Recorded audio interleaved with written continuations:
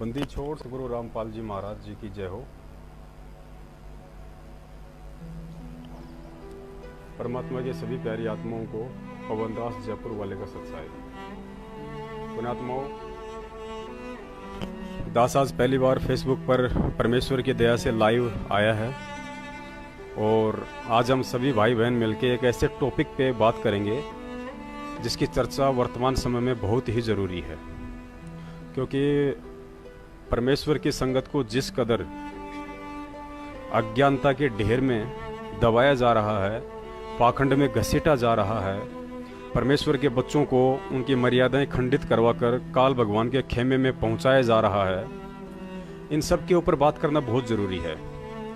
वर्तमान में सतगुरुदेव जी को राजनीति में धकेल दिया गया है। एक परम संत जिसका राजनेता और राजनीति से 36 का आंकड़ा रहा है, उस परम संत को कांग्रेस के सपोर्ट में खड़ा करके कुछ नालायकों ने उन्हें पूरे विश्व में बदनाम करवा दिया है।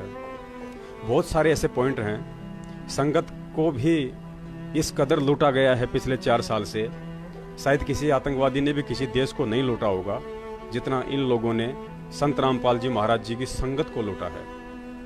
तो आज परमेश्वर इसी पे चर्चा करवाएंगे।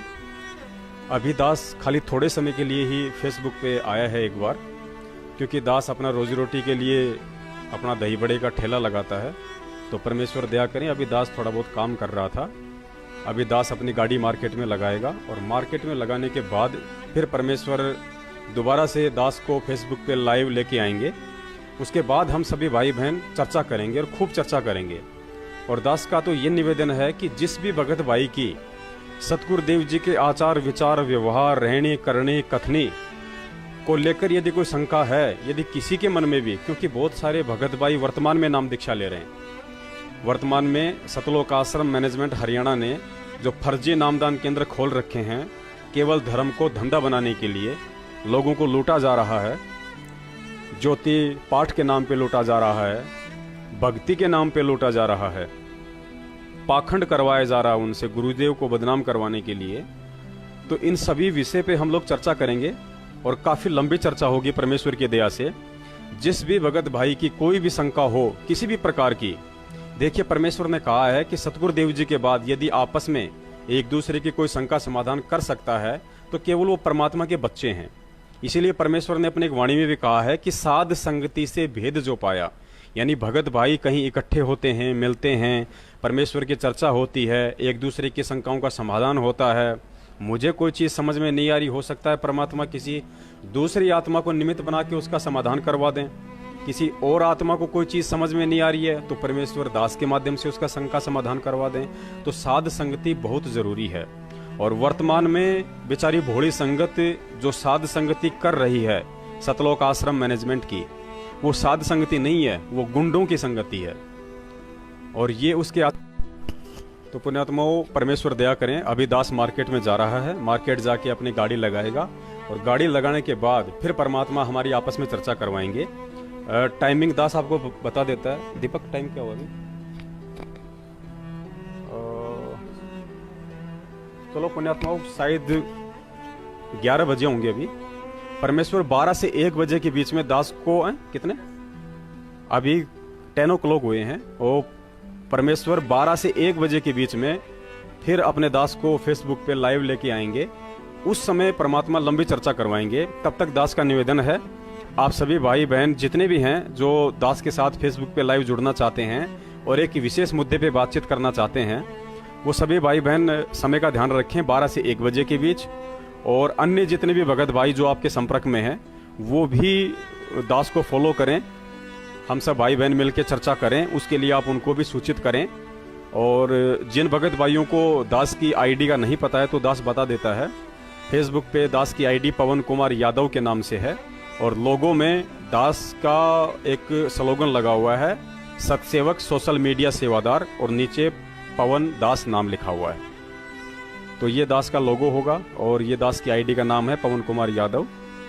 तो आप जी सर्च कर सकते हैं, फॉलो कर सकते हैं। और 12 से 1 बजे के बीच में दास का सभी आत्माओं से पुनः निवेदन है कि आप सभी समय का ध्यान रखें और एक बार आप लाइव आएँ। परमेश्वर ने चाहा तो उन शंकाओं का समाधान होगा। बहुत सारे भगत भाइयों के अंदर जो घर कर चुकी हैं, जिनका समाधान कहीं नहीं मिल रहा, क्योंकि मैनेजमेंट आपको किसी भी शंका का समाधान नहीं बताएगा। उन्हें पता है यदि हमने इनका शंका समाधान कर दिया तो फिर हमारे पीछे कौन लगेगा, हमारे पाखंड में कौन फंसेगा, हमें पैसा कौन देगा, गुरुदेव बदनाम कैसे होंगे, हमारा राजनीति वाला सपना कैसे पूरा होगा, हम नेताओं के तलवे कैसे चाट पाएंगे। तो वो आपको नहीं बताएंगे। अगर आपको समाधान चाहिए वास्तव में, क्योंकि परमेश्वर की वाणी है पुण्यात्माओं कि पक्षा पक्षी के कारण है। यहां पे पक्षा और पक्षी का मतलब गुरुजी ने बताया पक्ष और विपक्ष से। तो कहते हैं पक्षा पक्षी के कारण है सब जग रहा भुलान, और निरपक्ष होके हरि बजय सोहे संत सुजान। परमेश्वर कहते हैं कि भक्ति मार्ग जो है पक्ष और विपक्ष का नहीं होता है, निरपक्ष का मार्ग है ये। ना किसी का पक्ष करना, ना किसी का विपक्ष करना। लेकिन आपको अच्छी तरीके से पता है कि गुरुजी के आदेशों की आड़ लेके जिस संत ने ऐसी वाणियां बोली हैं, जिस संत ने ऐसा निर्मल ज्ञान दिया है, 26 साल के इतिहास में उन्होंने किसी भी राजनीतिक पार्टी का समर्थन तक नहीं किया। अपने भक्तों को यही कहा कि यदि आपने वोट डालना है ठीक है, आप यदि अपना अधिकार समझते हो, क्योंकि हमारा वास्तविक अधिकार क्या है, हमारे कर्तव्य क्या है भक्ति मार्ग में आने के बाद, वो परमेश्वर ने हमें सारा विधान बता दिया। उसके बाद भी यदि आपको लगता है कि मुझे वोट करना अनिवार्य है, तो गुरुदेव ने कह रखा है कि आप किसी को भी वोट कर सकते हो, वो फिर आपके ऊपर डिपेंड है। मैंने तो मेरा संविधान बता दिया, क्योंकि 90% कोई भी राजनेता होता है वो अपने 5 साल के कार्यकाल में सिर्फ कुकर्म करता है, अच्छे कर्म नहीं करता। वो 10% अच्छे कर्म करता है, बाकी सिर्फ कुकर्म करता है। और हम जिसको वोट दे के चुनते हैं तो वहां हमारा सहयोग हो जाता है, यानी हमारे वोट से वो नेता बना है या मंत्री बना, प्रधानमंत्री बना है, तो उसमें हमारा सहयोग हो गया। अब पूरे 5 साल के कार्यकाल में वो व्यक्ति जितने भी कर्म कुकर्म करेगा, उनमें हमारा भी उसी रेशियो में सहयोग माना जाएगा। और चूंकि हम भगत हैं और काल भगवान का विधान है कि सत का राज धर्म राय कर ही अपना किया सबे दंड बरही, तो काल भगवान तुरंत हमारे अकाउंट में उस नेता के 5 साल में किए गए कुकर्मों को ऐड कर देगा कि बेटा तूने इसको नेता बनाया था, और ये जो अच्छे कर्म करेगा वो भी मैं तेरे को दूंगा, और इसने 5 साल में जितने कुकर्म किए हैं वो भी मैं तेरे अकाउंट में लिखूंगा। इसलिए परमेश्वर ने हमें कहा था कि बच्चों, सरकार ने नोटा के बटन की सुविधा दे रखी है। नोटा, आप अगर किसी का दबाव सहन नहीं कर सकते हैं तो आप चुपचाप जाके उस नोटा के बटन के ऊपर अपना दबा दीजिए। इससे क्या होगा कि आप पक्ष और विपक्ष से बच जाएंगे, आपके ऊपर कोई भी कर्म कुकर्म लागू नहीं होगा। लेकिन यहाँ तो सरेआम राजनीति करवाई जा रही है। जिस संत ने ऐसा ज्ञान दिया, क्योंकि भक्ति मार्ग में बच के चलना होता है, बड़ा बच के चलना होता है, बड़ा बारीकी से काल भगवान मारता है। गुरुजी ने बताया ना कि काल कसाई और ये पग पे मारे तक तक के बाणा, ये तक तक के बाण मारता है, सूक्ष्म चाल चलता है। और वर्तमान में जो चाल इसने चली है, बड़ी सूक्ष्म चाल चली है इसने। हरियाणा में तो उसी नेता को दोबारा से वोट दिए जा रहे हैं। धिक्कार है उन भक्तों को, और धिक्कार है उन भक्तों की माताओं को जिन्होंने सूरवीर और भक्तों की जगह सपोले पैदा कर दिए, जो हरियाणा में भूपेंद्र सिंह हुड्डा को वोट डाल रहे हैं। ये भूपेंद्र सिंह हुड्डा वही है जिसने सन 2006 में आर्य समाजियों के दबाव में आके अपने वोट बैंक के लालच में और परम संत रामपाल जी महाराज जी के ऊपर झूठा 302 मर्डर का मुकदमा लगवाया, और 22 महीने उस परम संत को रोहतक जेल में प्रताड़ित किया गया। आप लोगों को शर्म आनी चाहिए यदि आप भगत हैं तो। इस सारी बातों का आपको अच्छी से ज्ञान है। गुरुजी ने भी सत्संगों में खुद भूपेंद्र सिंह हुड्डा का जिक्र कर रखा है कि इस भूपेंद्र सिंह हुड्डा ने तो इतने कुकर्म कमाए हैं, ये तो पाप कर्मों की मालगाड़ी भर के लेके जाएगा। और ये जड़ जो है बरवाला कांड की, आज सतगुरुदेव जी जो हिसार जेल में हैं, उसकी जड़ करोथा कांड है। क्योंकि करोथा कांड में गुरुजी पे 302 मर्डर का झूठा केस लगवाया था इस मुख्यमंत्री ने, आर्य समाजियों के दबाव में आके, अपनी सत्ता के लालच में। और उसी 302 मर्डर केस की पेशियां पड़ रही थी। उन्हीं पेशियों के चलते 2014 का बरवाला कांड हुआ, क्योंकि सतलोक आश्रम मैनेजमेंट वाले भगत नहीं, ये खुद आर्य समाजी हैं। और इन्होंने आर्य समाजियों की 2010 में एंट्री दे दी सतलोक आश्रम बरवाला में, राष्ट्रीय समाज सेवा समिति बनाकर। समिति के माध्यम से इसने उन आर्य समाजियों को सतलोक आश्रम बरवाला में एंट्री दे दी जो दोबारा से संत रामपाल जी महाराज जी को जेल पहुंचा सके। यानी 2006 का जो करोथा कांड था वही जड़ है बरवाला कांड की। और वो जड़ किसने खोदी? कांग्रेसी मुख्यमंत्री भूपेंद्र सिंह हुड्डा ने, जो 2006 में कांग्रेस का नेता था। और डूब के मरने की बात है। अगर कहीं चुल्लू भर पानी मिल जाए तो उन नालायक भक्तों को डूब के मर जाना चाहिए जो हरियाणा में कांग्रेस का सपोर्ट कर रहे हैं। कांग्रेस मतलब भूपेंद्र सिंह हुड्डा का सपोर्ट कर रहे हैं। उसी भूपेंद्र सिंह हुड्डा को दोबारा से सतलोक आश्रम मैनेजमेंट वालों ने अपना मत और समर्थन दे दिया है, और वो भी उसी परम संत का नाम बता के जिसको 22 महीने जेल में वो यातनाएं दी गई थी। अगर आपको बता दी जाए, आंखों से आंसू नहीं रुकेंगे आपके। 2006 में गुरुजी से रोहतक जेल में झाड़ू निकलवाई जाती थी। रिमांड के दौरान उनके छाती के बाल तक उखाड़ दिए गए थे, और उन गद्दारों ने उसी भूपेंद्र सिंह हुड्डा को दोबारा से उसी परम संत का नाम लेके उनका समर्थन कर दिया। और जो जो भगत उस राक्षस इंसान का समर्थन करेगा हरियाणा में, उस राक्षस इंसान को वोट डालेगा हरियाणा में, उससे बड़ा गुरुद्रोही पूरी संगत में कोई नहीं होगा। क्योंकि मैनेजमेंट ऑलरेडी गुरुद्रोही है। क्योंकि परमेश्वर कहते हैं जो देते हैं भगवान को धोखा, इंसान को क्या छोड़ेंगे। इस मैनेजमेंट ने तो खुद उस परमेश्वर को धोखा दिया है, आम मानव समझ के, एक सामान्य संत समझ के। लेकिन क्या हम भक्तों की भी बुद्धि घास चरने चली गई है? क्या हमने तत्व ज्ञान के बजाय आश्रम में गोबर खाया था, जो हम गुरुदेव के वचनों पे नहीं चल पा रहे कि गुरुदेव ने हमें क्या समझाया था, हमें क्या बताया था, हम नहीं समझ पा रहे। पुण्यात्माओं, इन लोगों ने गुरुजी का नाम लेके कांग्रेस को सपोर्ट करवाया कि गुरुजी का आदेश है बीजेपी को हराना है और कांग्रेस को जिताना है। पुण्यात्माओं, मैं पवन दास जयपुर वाला और मैं परम संत सतगुरु रामपाल जी महाराज जी का एक छोटा सा शिष्य हूं, और मैं उनका ज्ञान आधारी शिष्य हूं। उनके ज्ञान को समझ के जुड़ा हूं मैं उनसे। हो सकता है जुड़ते समय मुझे इतना ज्ञान नहीं था, लेकिन आज मुझ पे परमेश्वर ने खूब दया कर रखी है, छप्पर फाड़ दया कर रखी है। मैं इस पूरी संगत के सामने अपने भाइयों को नींद से जगाने के लिए मैं पूरी संगत के सामने ये वचन देता हूं। देखिए, मैं कोई मध्य प्रदेश का स्टेट कोऑर्डिनेटर विष्णु तेली नहीं हूं जो कोई बात कह के पलट जाऊंगा। मैं उस परम संत का बच्चा हूं जिसके मुख से कोई शब्द निकल गया तो वो पूरा होगा परमेश्वर की दया से।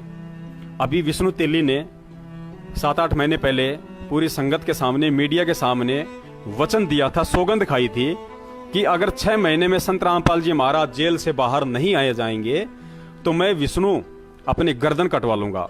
पुण्यात्मा, उसके 8 महीने हो चुके हैं। भगत उसको फोन कर करके थक चुके हैं कि भाई साहब अपने वचन को याद करो। परमात्मा कहते हैं, ये तो रामचंद्र जी भी कहा करते थे कि रघुकुल रीत सदा चली आई और प्राण जाए पर वचन न जाए। ये तो बड़े गए गुजरे हैं रामचंद्र जी वालों से भी, और कहते हैं संत रामपाल जी महाराज के भगत। उस नालायक ने अभी तक तो कुछ किया नहीं है। लेकिन आज सर्व संगत के सामने परमेश्वर के चरणों की सौगंध खाकर मैं पवन दास जयपुर वाला पूरी संगत के सामने ये वचन देता हूं, अपने सतगुरुदेव जी को साक्षी मान के, उनके वचनों पे विश्वास करके, उनके आचार विचार, रहनी करनी कथनी, इन सब पे विश्वास करके, क्योंकि मैं कबीर जी का भगत हूं। और कबीर जी का भगत अगर बोलेगा तो उस बात को पूरा करेगा। और मेरे परमेश्वर साक्षात कबीर साहिब हैं। संत रामपाल जी महाराज जी मेरे लिए साक्षात कबीर साहिब हैं, और मैं उनके विधान से परिचित हूं, उन्हीं के आशीर्वाद से। और मैं आज पूरी संगत के सामने, बल्कि इस वीडियो को तो पूरा देश विदेश देख रहा है, पूरा विश्व देख रहा है, मैं उन सब के सामने ये वचन देता हूं, अगर मेरे परम पूज्य सतगुरुदेव जगत गुरु तत्वदर्शी परम संत सतगुरु रामपाल जी महाराज जी ने अगर इस सतलोक आश्रम मैनेजमेंट को या किसी को भी अगर बीजेपी को हराने के लिए और कांग्रेस को जिताने के लिए यदि उसका समर्थन और उसको मत देने के लिए आदेश दिया है, कोई भी व्यक्ति यदि इस बात को साबित कर दे, चाहे संत रामपाल जी महाराज जी का जेल से वीडियो ले आए, किसी मीडिया पर्सन को भेज दे, वो वहां से उनकी रिकॉर्डिंग कर लाए, जो भी तरीका, यदि कोई भी संत रामपाल जी महाराज जी के मुख से लाइव साक्षात, ऑडियो पे हम लोग विश्वास नहीं करते, लेटर पे हम लोग विश्वास नहीं करते, साक्षात पे हम लोग विश्वास करते हैं। यदि संत रामपाल जी महाराज जी ने साक्षात अपने मुख कमल से बोल दिया, भले चाहे आज ही आप उनका वीडियो लाके दे दीजिए मुझे हिसार जेल से, यदि संत रामपाल जी महाराज ने यह बात बोल दी कि इस पूरे मैनेजमेंट को और संगत को, बीजेपी को हराने के लिए कांग्रेस को मैंने ही वोट डालने के लिए और उनका समर्थन करने के लिए कहा था, मेरा ही आदेश है, पुण्यात्माओं, ये पवन दास जयपुर वाला उस विष्णु तेली का तो पता नहीं, उसी दिन किसी से नहीं पूछेगा और परमेश्वर के चरणों में अपनी गर्दन काट के रख देगा। मुझे इतना विश्वास है, मैं वचन देता हूं इस बात का, मैं वचन देता हूं पूरी संगत के सामने, अपने परमेश्वर के चरणों में सर झुका के, नतमस्तक होके, दंडोत करके उनको, क्योंकि मुझे उन पे विश्वास है, मुझे उनके वचनों पे विश्वास है। मैं वचन देता हूं, मैं अपना शीश कटवा दूंगा अगर कोई भी व्यक्ति इस लाखों की संगत में से और संत रामपाल जी महाराज जी का हिसार जेल से मुझे ये वीडियो ला के दे, पूरी संगत में डाल दे और गुरुजी कह दे कि ये कांग्रेस को हराने का और बीजेपी को जिताने का मेरा ही आदेश था, ये दास अपना शीश काट के रख देगा। ये वचन देता है। ये दास मैनेजमेंट के विष्णु तेली की तरह या संत रामपाल जी महाराज जी के गद्दार भगोड़े भाई महेंद्र की तरह झूठ नहीं बोलेगा। जो बोल दिया परमेश्वर ने बुलवाया है और परमेश्वर ही अपने वचन को सफल बनवाएंगे। अगर कोई ऐसा है तो दाल ला के वीडियो दे। अगर नहीं ला के दे सकता है तो इस लाखों की अंधी संगत से दास की प्रार्थना है, मानव जीवन को बर्बाद मत करो। अरे गुरुजी के साक्षात वचनों को मानो। ये काल भगवान का लोक है, वो ठगेगा, हर तरीके से ठगेगा। वो चद्दर ओढ़ के नहीं सोएगा। परमेश्वर से उसी ने वचन लिया था कि परमात्मा चौथे युग में आप जितने मर्जी जीव ले जाना, मैं नहीं रोकूंगा।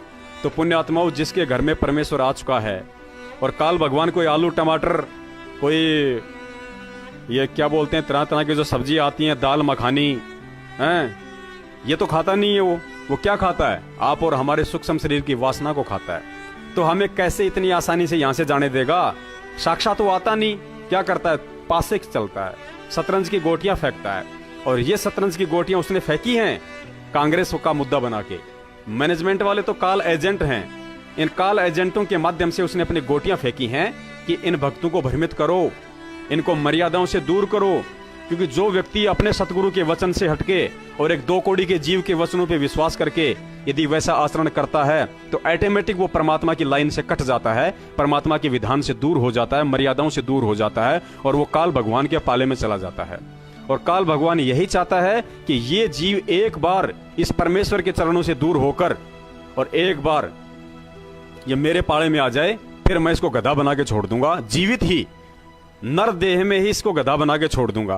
क्योंकि जो परमेश्वर का इतना ज्ञान सुन के, उनके विधान से इतना परिचित होके और जो उनके विपरीत करने कर लग जाए, वो क्या है? वो गधा है। और परमेश्वर ने भी कहा है कि भक्ति बिना नर खर एक है। नर माने इंसान, खर माने गधा। और भक्ति यानी ज्ञान। तो परमेश्वर कहते हैं कि भक्ति बिना नर खर एक है, जिन हरि पद नहीं जाना और पूर्ण भ्रम की परख नहीं, ये पूज मरे पाषाणा। इन भक्तों ने बिना ज्ञान के अपने आप को मानव दया प्राप्त करके भी गधा बना लिया। इनको पूर्ण भ्रम की परख नहीं, अर्थात उस पूर्ण परमेश्वर सतगुरु रामपाल जी महाराज जी के अनमोल तत्व ज्ञान की परख नहीं। और पूज मरे पाषाणा, ये राजनीति, ये राजनेता, ये पत्थर रूपी लोगों को पूज मरे, इनके पीछे वोट और समर्थन दे के डूब मरे। भक्तों, जीने का कोई अधिकार नहीं है तुम्हें। इतना अनमोल ज्ञान दिया उस परमात्मा ने, परख तो करेगा, वो तो ठोक के लेगा। परमात्मा कहते हैं ना, वाणी है परमेश्वर की कि गरीब कच्चा हीरा करच हो, नहीं सहे घनभार, ऐसा यह मन हो रहा लेखा ले करतार। आश्रम में बुला बुला के जो खीर खिलाई थी, 18-18 घंटे जाग के परमेश्वर ने जो सत्संग किए थे, हमारे लिए दिन रात इतनी सुविधाएं उपलब्ध करवाई उस मालिक ने। 22 महीने 2006 में जेल जाके छाती के बाल उखड़वाए, जेल में झाड़ू निकाली, लोगों की गालियां सही, डंडे सहे। आज हिसार जेल के अंदर उस परमेश्वर के साथ में उन गुंडों को रखा जाता है जो बीड़ी सिगरेट पी के धुआं उनके मुंह पे मारते हैं। आज सत्य रामपाल जी महाराज जी को जेल में कोई सुविधा नहीं दी जा रही है। उनके कमर में दर्द है, उनके दांतों में समस्या है, डॉक्टर उपलब्ध नहीं करवाया जा रहा। उनको ऐसी कोठड़ी में रखा जाता है जो गंदी है, बाथरूम भी उसी में बना हुआ है, बाथरूम का गेट भी नहीं है, बदबू मारता है, पानी की अलग से उनके पास व्यवस्था नहीं है, उसी में अपना हाथ धोते हैं। कोई पंखे की सुविधा भी नहीं है उनको जेल में। और हम नालायक क्या कर रहे हैं बाहर?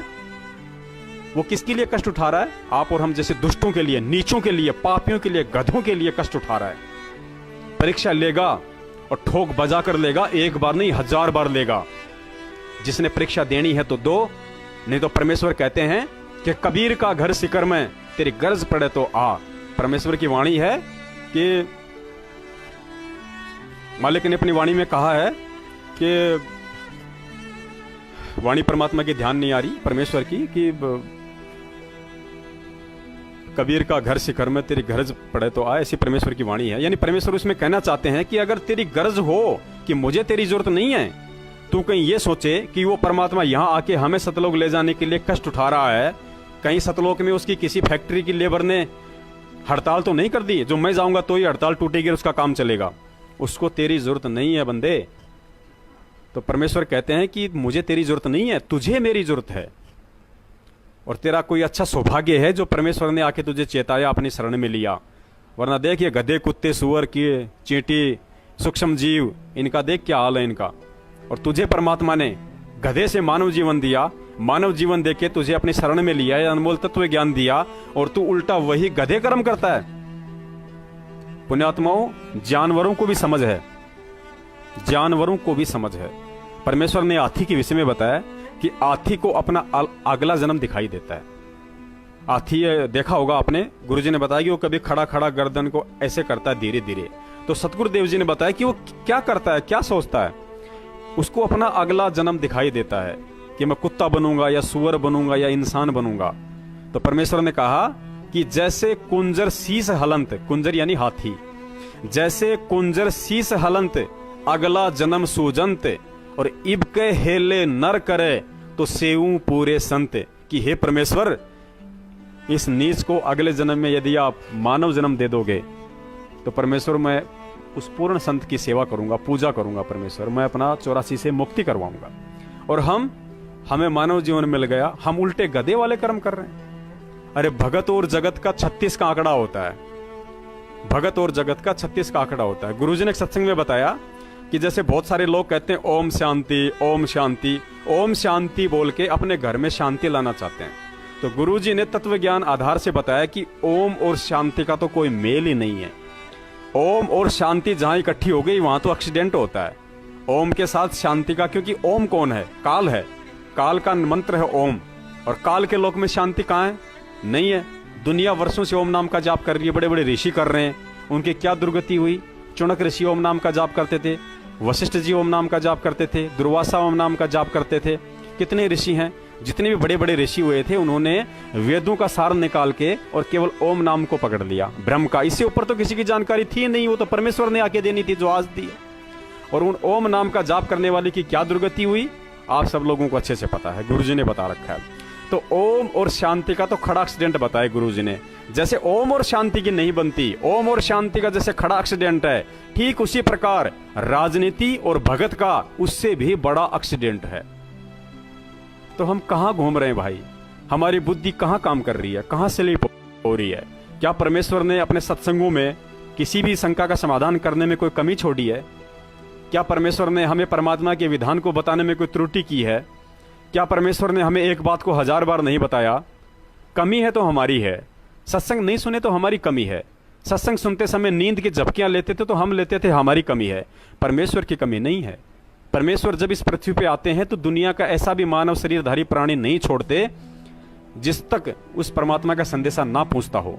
क्योंकि परमेश्वर कहते हैं कि जब वो यहाँ पे आता है तो हर इंसान तक संदेशा पहुंचाता है, ताकि कल को धर्मराज के दरबार में जाकर कोई ये ना कहे कि हमें कोई बताने वाला नहीं था कि कौन तत्वदर्शी संत है, कौन भगवान है, क्या ज्ञान है, क्या मुक्ति है। तो परमात्मा अपने ऊपर नहीं लेते हैं, तो धर्मराज उस आत्मा को वो पिक्चर दिखा देगा कि देख, तुझे वो भाई ज्ञान गंगा दे रहा था, तुझे वो भाई परमात्मा का सत्संग सुना रहा था, तुझे वो कह रहा था कि ले भाई अपना मोक्ष करवा ले, भाई कलयुग में सच्चा सतगुरु संत रामपाल जी महाराज है, भक्ति शुरू कर ले, चल तुझे बरवाड़ा आश्रम ले सकता हूँ, परमात्मा आए हुए हैं। और तू क्या बोला? आ लिया परमात्मा। ये परमात्मा हो ऐसे हैं? जो जेल में जाके बैठ गया वो परमात्मा हो ऐसे हैं? जिसने अपने इतने बच्चों को मरवा दिया वो परमात्मा हो ऐसे? ये परमात्मा होते हैं कमांडो बनाने वाले? पुण्यात्मा को ज्ञान से निर्णय करना है कि कमांडो किसने बनाए और जेल में कौन बैठा है। तो अभी दास के धंधे का टाइम हो रहा है, परमात्मा दया करें, बाद में और होगी, थोड़ी चर्चा और होगी। क्योंकि पुण्यात्मा गुरुजी ने बताया कि हरि का भजन और हाथ का धंधा नहीं करे सो मूर्ख अंधा।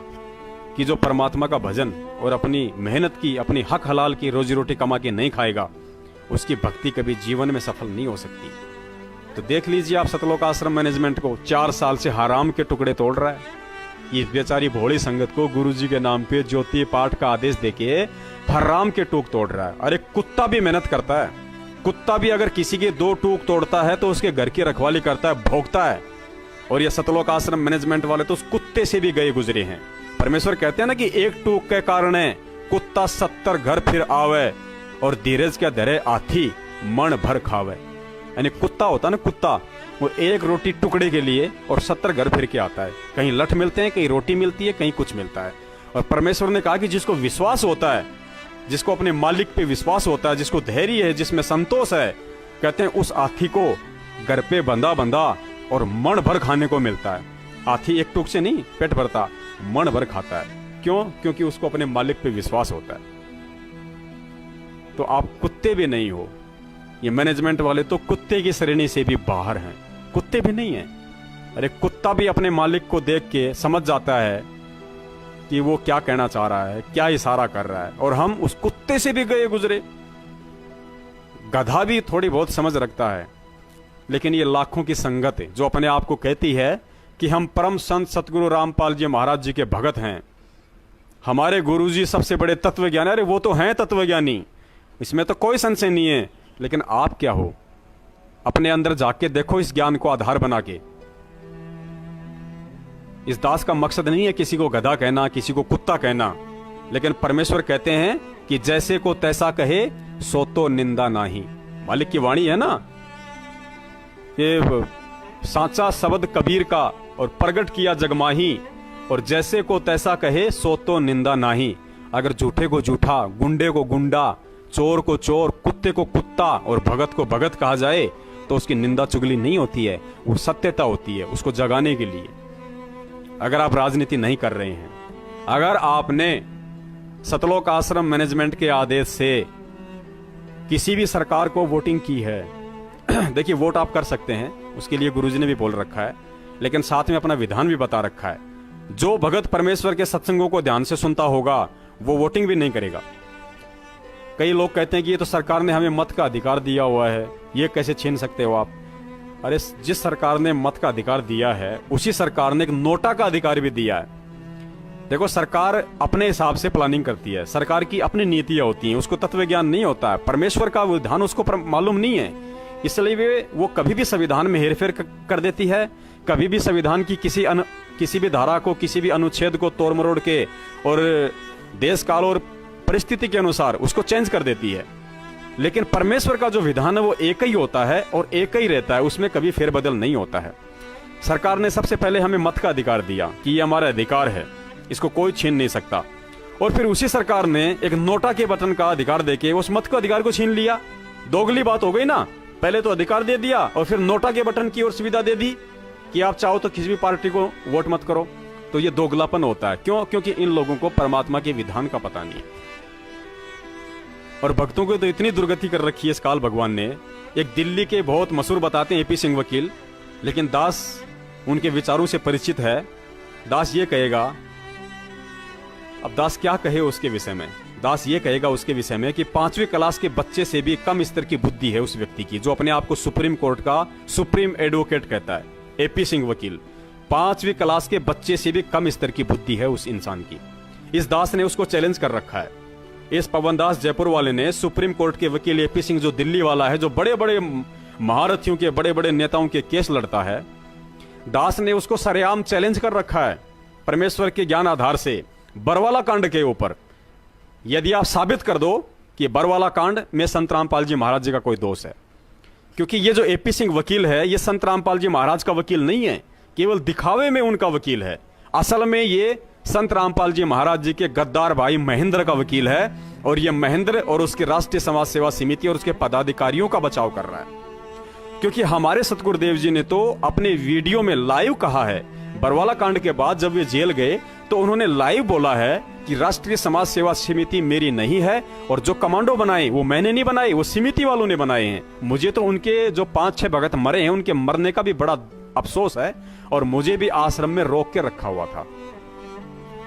तो पुण्यात्माओं, अब विचार करो कि राष्ट्रीय समाज सेवा समिति गुरुजी की नहीं है, वो सतवादी परमात्मा है, वो झूठ नहीं बोलता, उसकी हर काम के पीछे सत लगता है। सत साहेब, सतवादी परमात्मा, सच्चा सतगुरु, सतलोक, हर चीज के पीछे सत है, वो झूठ नहीं बोलता। और उसने अपने मुख कमल से बोल दिया कि राष्ट्रीय समाज सेवा समिति मेरी नहीं है, तो मतलब नहीं है। और मैनेजमेंट वाले क्या कहते हैं कि राष्ट्रीय समाज सेवा समिति संत रामपाल जी महाराज जी ने ही बनाई है। अरे गद्दारो, जब तुम्हारे गुरु ने बोल दिया कि समिति मेरी नहीं है, तो शिष्य का क्या फर्ज होता है? गुरु की हाँ में हाँ मिलाना। और गद्दारों, तुम तो उसके विपरीत भोंक रहे हो, परमात्मा के विपरीत भोंक रहे हो कि समिति गुरुदेव की है। गुरुदेव यानी तुमने गुरुदेव को झूठा साबित कर दिया। गुरुजी कह रहे हैं समिति मेरी नहीं है, और तुम कह रहे हो कि समिति गुरुजी की है। उसी समिति ने जगह जगह फर्जी नामदान केंद्र खोल दिए देश विदेश में। उसी समिति ने भक्तों को ज्योति पाठ और दान के नाम पे लूटने का धंधा शुरू कर दिया। उसी समिति ने राजनीति शुरू कर दी। उसी समिति ने भक्तों का खून निकलवा कर उसे बेचना शुरू कर दिया। और उसी समिति के पीछे लाखों की अंधी गूंगी भैरी संगत पागल मूर्ख होके और राजनेताओं का लेटरिन खाने के लिए चली गई। शर्म करो, धिक्कार है, धिक्कार। जब 650 साल पहले परीक्षा हुई थी ना, तो परमेश्वर ने हाथी पे बैठ के गंगा जल की बोतल को अपने हाथ में लिया और अपनी बेटी को हाथी पे बैठा लिया। अब इतना ज्ञान देने के बाद हमें इतना तो समझ में आ ही जाना चाहिए था, लेकिन नहीं आया। हमने उस गंगा जल की बोतल में क्या देखा? शराब। और उस हाथी पे बैठी हुई उनकी बेटी को क्या देखा? वेश्या, गणिका। उस समय हमें समझ में नहीं आई थी वो बातें, लेकिन आज हम उस घटना को अच्छे से समझ रहे हैं कि भाई हमने वो गलती कैसे कर दी। तो ऐसे ही पुण्यात्मा वर्तमान में ये परीक्षा चल रही है। आज ये ना समझना कि परमात्मा दोबारा से किसी व्यक्ति से हाथी मंगवा के हैं और बरवाड़ा में चक्कर लगाएंगे। वो समय कुछ और था, देश काल परिस्थिति के अनुसार। आज वर्तमान में जो समय चल रहा है उसके अकॉर्डिंग ही परमेश्वर परीक्षा लेते हैं। तो आज बरवाला कांड के बाद तुम्हारी जो परीक्षा हो रही है वो देख लो क्या हो रही है। इस मैनेजमेंट को आधार बनाया काल ने, और तुमसे ऐसे ऐसे कुक्रम करवा रहा है, ऐसे ऐसे कुक्रम करवा रहा है। जिसने कर दिए उसका भक्ति से तुरंत कनेक्शन आउट है, तुरंत कनेक्शन आउट है उसका भक्ति से। सर्वप्रथम इन लोगों ने जमीन के नाम पे पैसा हड़पा। इन्होंने गुरुजी के जेल जाते ही आदेश निकाला कि गुरुजी ने 60 एकड़ जमीन बरवाला आश्रम के नजदीक ली थी 35 करोड़ रुपए में।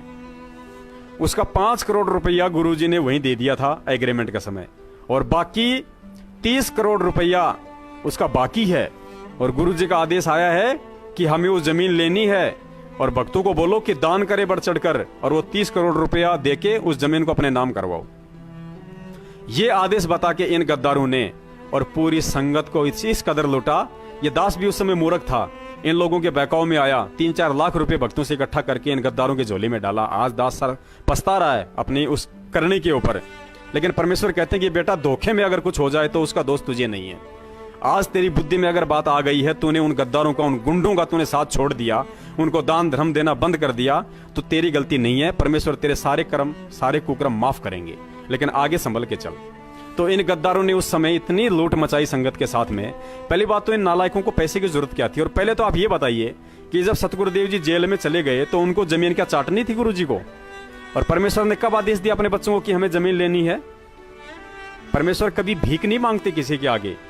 परमेश्वर कहते हैं मांगे सो ही बढ़वा कहिए, दर दर फिरे अज्ञानी, और जोगी जोग संपूर्ण जिसका मांग ना पीवे पानी। अगर आश्रम के लिए जमीन की भी जरूरत थी तो गुरुजी कहते हैं कि संत कभी मांगता नहीं है, परमेश्वर आगे से आगे उसकी व्यवस्था कर देते हैं। अरे 30 करोड़ तो क्या, अगर 30 अरब रुपए भी चाहिए होते सतगुरुदेव जी को, तो परमेश्वर किसी भी अपनी 2-4 ऐसी आत्माओं में प्रेरणा कर देते, अरबपति खरबपतियों में परमेश्वर से नाम दीक्षा लेके पूरा खजाना खोल देते उनके लिए। लेकिन इन लोगों ने तो भक्तों को लूटना था गुरुजी के आदेश की आड़ में। ये जमीन लेने का आइडिया गुरुजी का नहीं था, ये जमीन लेने का आइडिया भी इन गुंडों का था। संत रामपाल जी महाराज जी के गद्दार भाई महेंद्र भगोड़े सहित ये राष्ट्रीय समाज सेवा समिति का अध्यक्ष रोहतक वाला मास्टर रामकुमार ढाका, जो पहले आर्य समाजियों का अध्यक्ष था। राज कपूर जो सतलोक आश्रम बरवाड़ा में भक्तों के इंटरव्यू लिया करता था, वो डाडी वाला जो अभी जेल में है उम्र कैद में। राजेंद्र भटगांव, पुरुषोत्तम, बसंत सैनी, बलजीत लहरी, ये ऐसी ऐसी महान मूर्तियां, ये इनके आदेश हुआ करते थे भक्तों को लूटने के लिए। गुरुदेव का ऐसा कोई आदेश नहीं था। तो इन्होंने उस समय जमीन के नाम पे परमात्मा के बच्चों को लूटा, और जो जो लोग उसकी लूट में शामिल हो गए उन्होंने अपना भक्ति धन तो बर्बाद अवश्य किया, लेकिन समय आने पे जो समझ गए उन पे परमेश्वर की दया रही। उसके बाद इन लोगों ने सन 2016 में गुरुजी का नाम लेकर और राष्ट्रपति से आत्महत्या के लिए फार्म भरवाए। अरे जो परमेश्वर आत्महत्या के लिए करने जा रहे भगत को ये ज्ञान देके अपने शरण में लेके उसे जीने की एक राह दिखाता है, वो परमेश्वर अपने जेल से बाहर आने के लिए और अपने भक्तों को मरवाएगा? निकम्मो, हमारी बुद्धि कहां जा रही है? यह भी मैनेजमेंट का आदेश था, काल प्रेरणा से। काल चाहता था कि 100-200 मर जाएं यदि संत रामपाल जी महाराज के नाम पे, क्योंकि भगत तो बेचारा श्रद्धालु होता है। मैं भक्तों की कमी नहीं मानता, यहाँ पे भगत बेचारे भोले होते हैं। गुरुजी ने बताया कि ये जितने भी नकली लोग थे, संत, महंत, पंडित, आचार्य, शंकराचार्य, महंत, जो नकली गुरुओं की गद्दियों पे बैठे हुए हैं, इन्होंने यही तो किया है।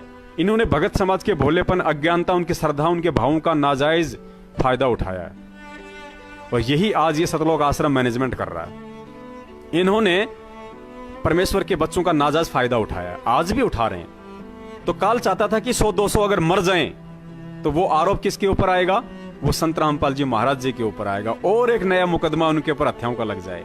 जैसे बरवाड़ा आश्रम में संत रामपाल जी महाराज जी तो इशार तारीख पे जाना चाहते थे, चंडीगढ़ हाई कोर्ट में अपनी तारीख पे जाना चाहते थे। वो उन्होंने मना नहीं किया, ना अभी आज तक कभी उन्होंने किया। अगर बाधक बने हुए थे तो ये मैनेजमेंट के गुंडे बने हुए थे।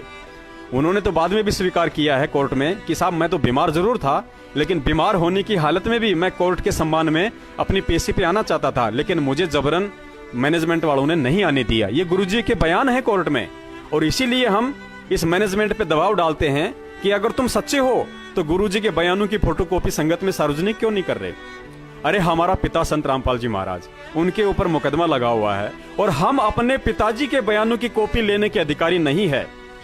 मैनेजमेंट वाले हमें अपने पिताजी के बयानों की कॉपी तक नहीं दे रहे, 4 साल हो गई। तो हमसे बड़ा मूर्ख और कौन होगा जो फिर भी अंधे होके इनके तलवे चाट रहे हैं? और इनसे बड़ा डरपोक कौन होगा?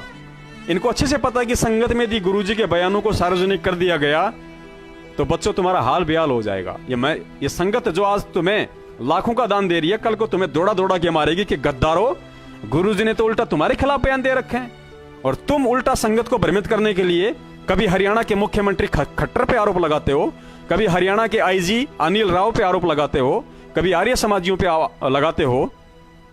बताइए गुरुजी ने अपने कौन से बयान में हरियाणा की सरकार या हरियाणा के मुख्यमंत्री मोहनलाल खट्टर या आईजी अनिल राव या आर्य समाजियों को दोषी बताया है?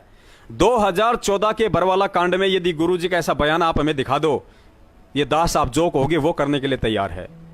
क्योंकि आपने 4 साल हो गई पुण्यात्माओं, अखबार की हर कटिंग देख ली, आपने गुरुजी के वीडियो देख लिए, आपने हर सिस्टम देख लिया। बरवाला कांड 2014 का दोषी गुरुजी ने ना ही तो आर्य समाजियों को बताया। बता दीजिए अगर गुरुजी ने किसी भी आर्य समाजी को यदि दोषी बताया हो तो अपने किसी भी न्यूज़पेपर में, वीडियो में, अखबार में, इंटरव्यू में। और अगर आर्य समाजी दोषी था तो मैनेजमेंट वालों ने आज तक किसी भी आर्य समाजी के ऊपर कोई FIR तक क्यों नहीं करवाई? बताइए। अरे पवन दास पे, रामचंद्र पे, संजय दास पे, करण दास पे, इन पे तो तुम लोग बहुत जल्दी अखबारों में पैसे देकर न्यूज निकलवा देते हो कि बरवाला कांड में पुलिस के मुखबिर बने हुए थे ये लोग, इन्हीं लोगों के कारण बरवाला कांड हुआ है, और तो फिर आर्य समाज के विषय में क्यों नहीं लिखवाया तुम लोगों ने? क्योंकि तुम झूठे हो, तुम गद्दार हो। और परमेश्वर कहते हैं कि ये तुमने थोड़ी बहुत जो भक्ति अर्जित कर रखी है ना, इसका असर थोड़े बहुत दिन होगा, क्योंकि भक्ति तो तुमने भी कर रखी है, और भक्ति कभी निष्फल नहीं जाती है। परमेश्वर की वाणी है ना कि धर्म तो 10 के नहीं, 10 के तीनों लोक। तो भक्ति तो तुमने भी परमेश्वर की कर रखी है, लेकिन ये लड़ाई पाप और पुण्य की है, ये खेल पाप और पुण्य का है। ये मत समझना कि तेरी आज जैसी निभ रही है ऐसी तेरी हमेशा निभेगी। परमात्मा कहते हैं पाप और पुण्य का खेल है बेटा। जब तक तेरे पुण्य हैं तब तक तेरी बैटरी चलेगी, तेरा पंखा भी चलेगा, तेरी लाइट भी चलेगी, तेरा शब्द भी चलेगा, तेरा वचन भी चलेगा।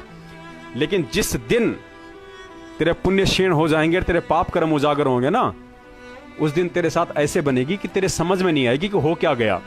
ये लाखों की संगत होते सोते, करोड़ों अरबों की तेरे पास प्रॉपर्टी होते सहते, हजारों की संख्या में कोऑर्डिनेटर तेरे तलवे चाट रहे हैं, उसके बाद भी तेरे साथ ये क्या बीती समझ में नहीं आएगी।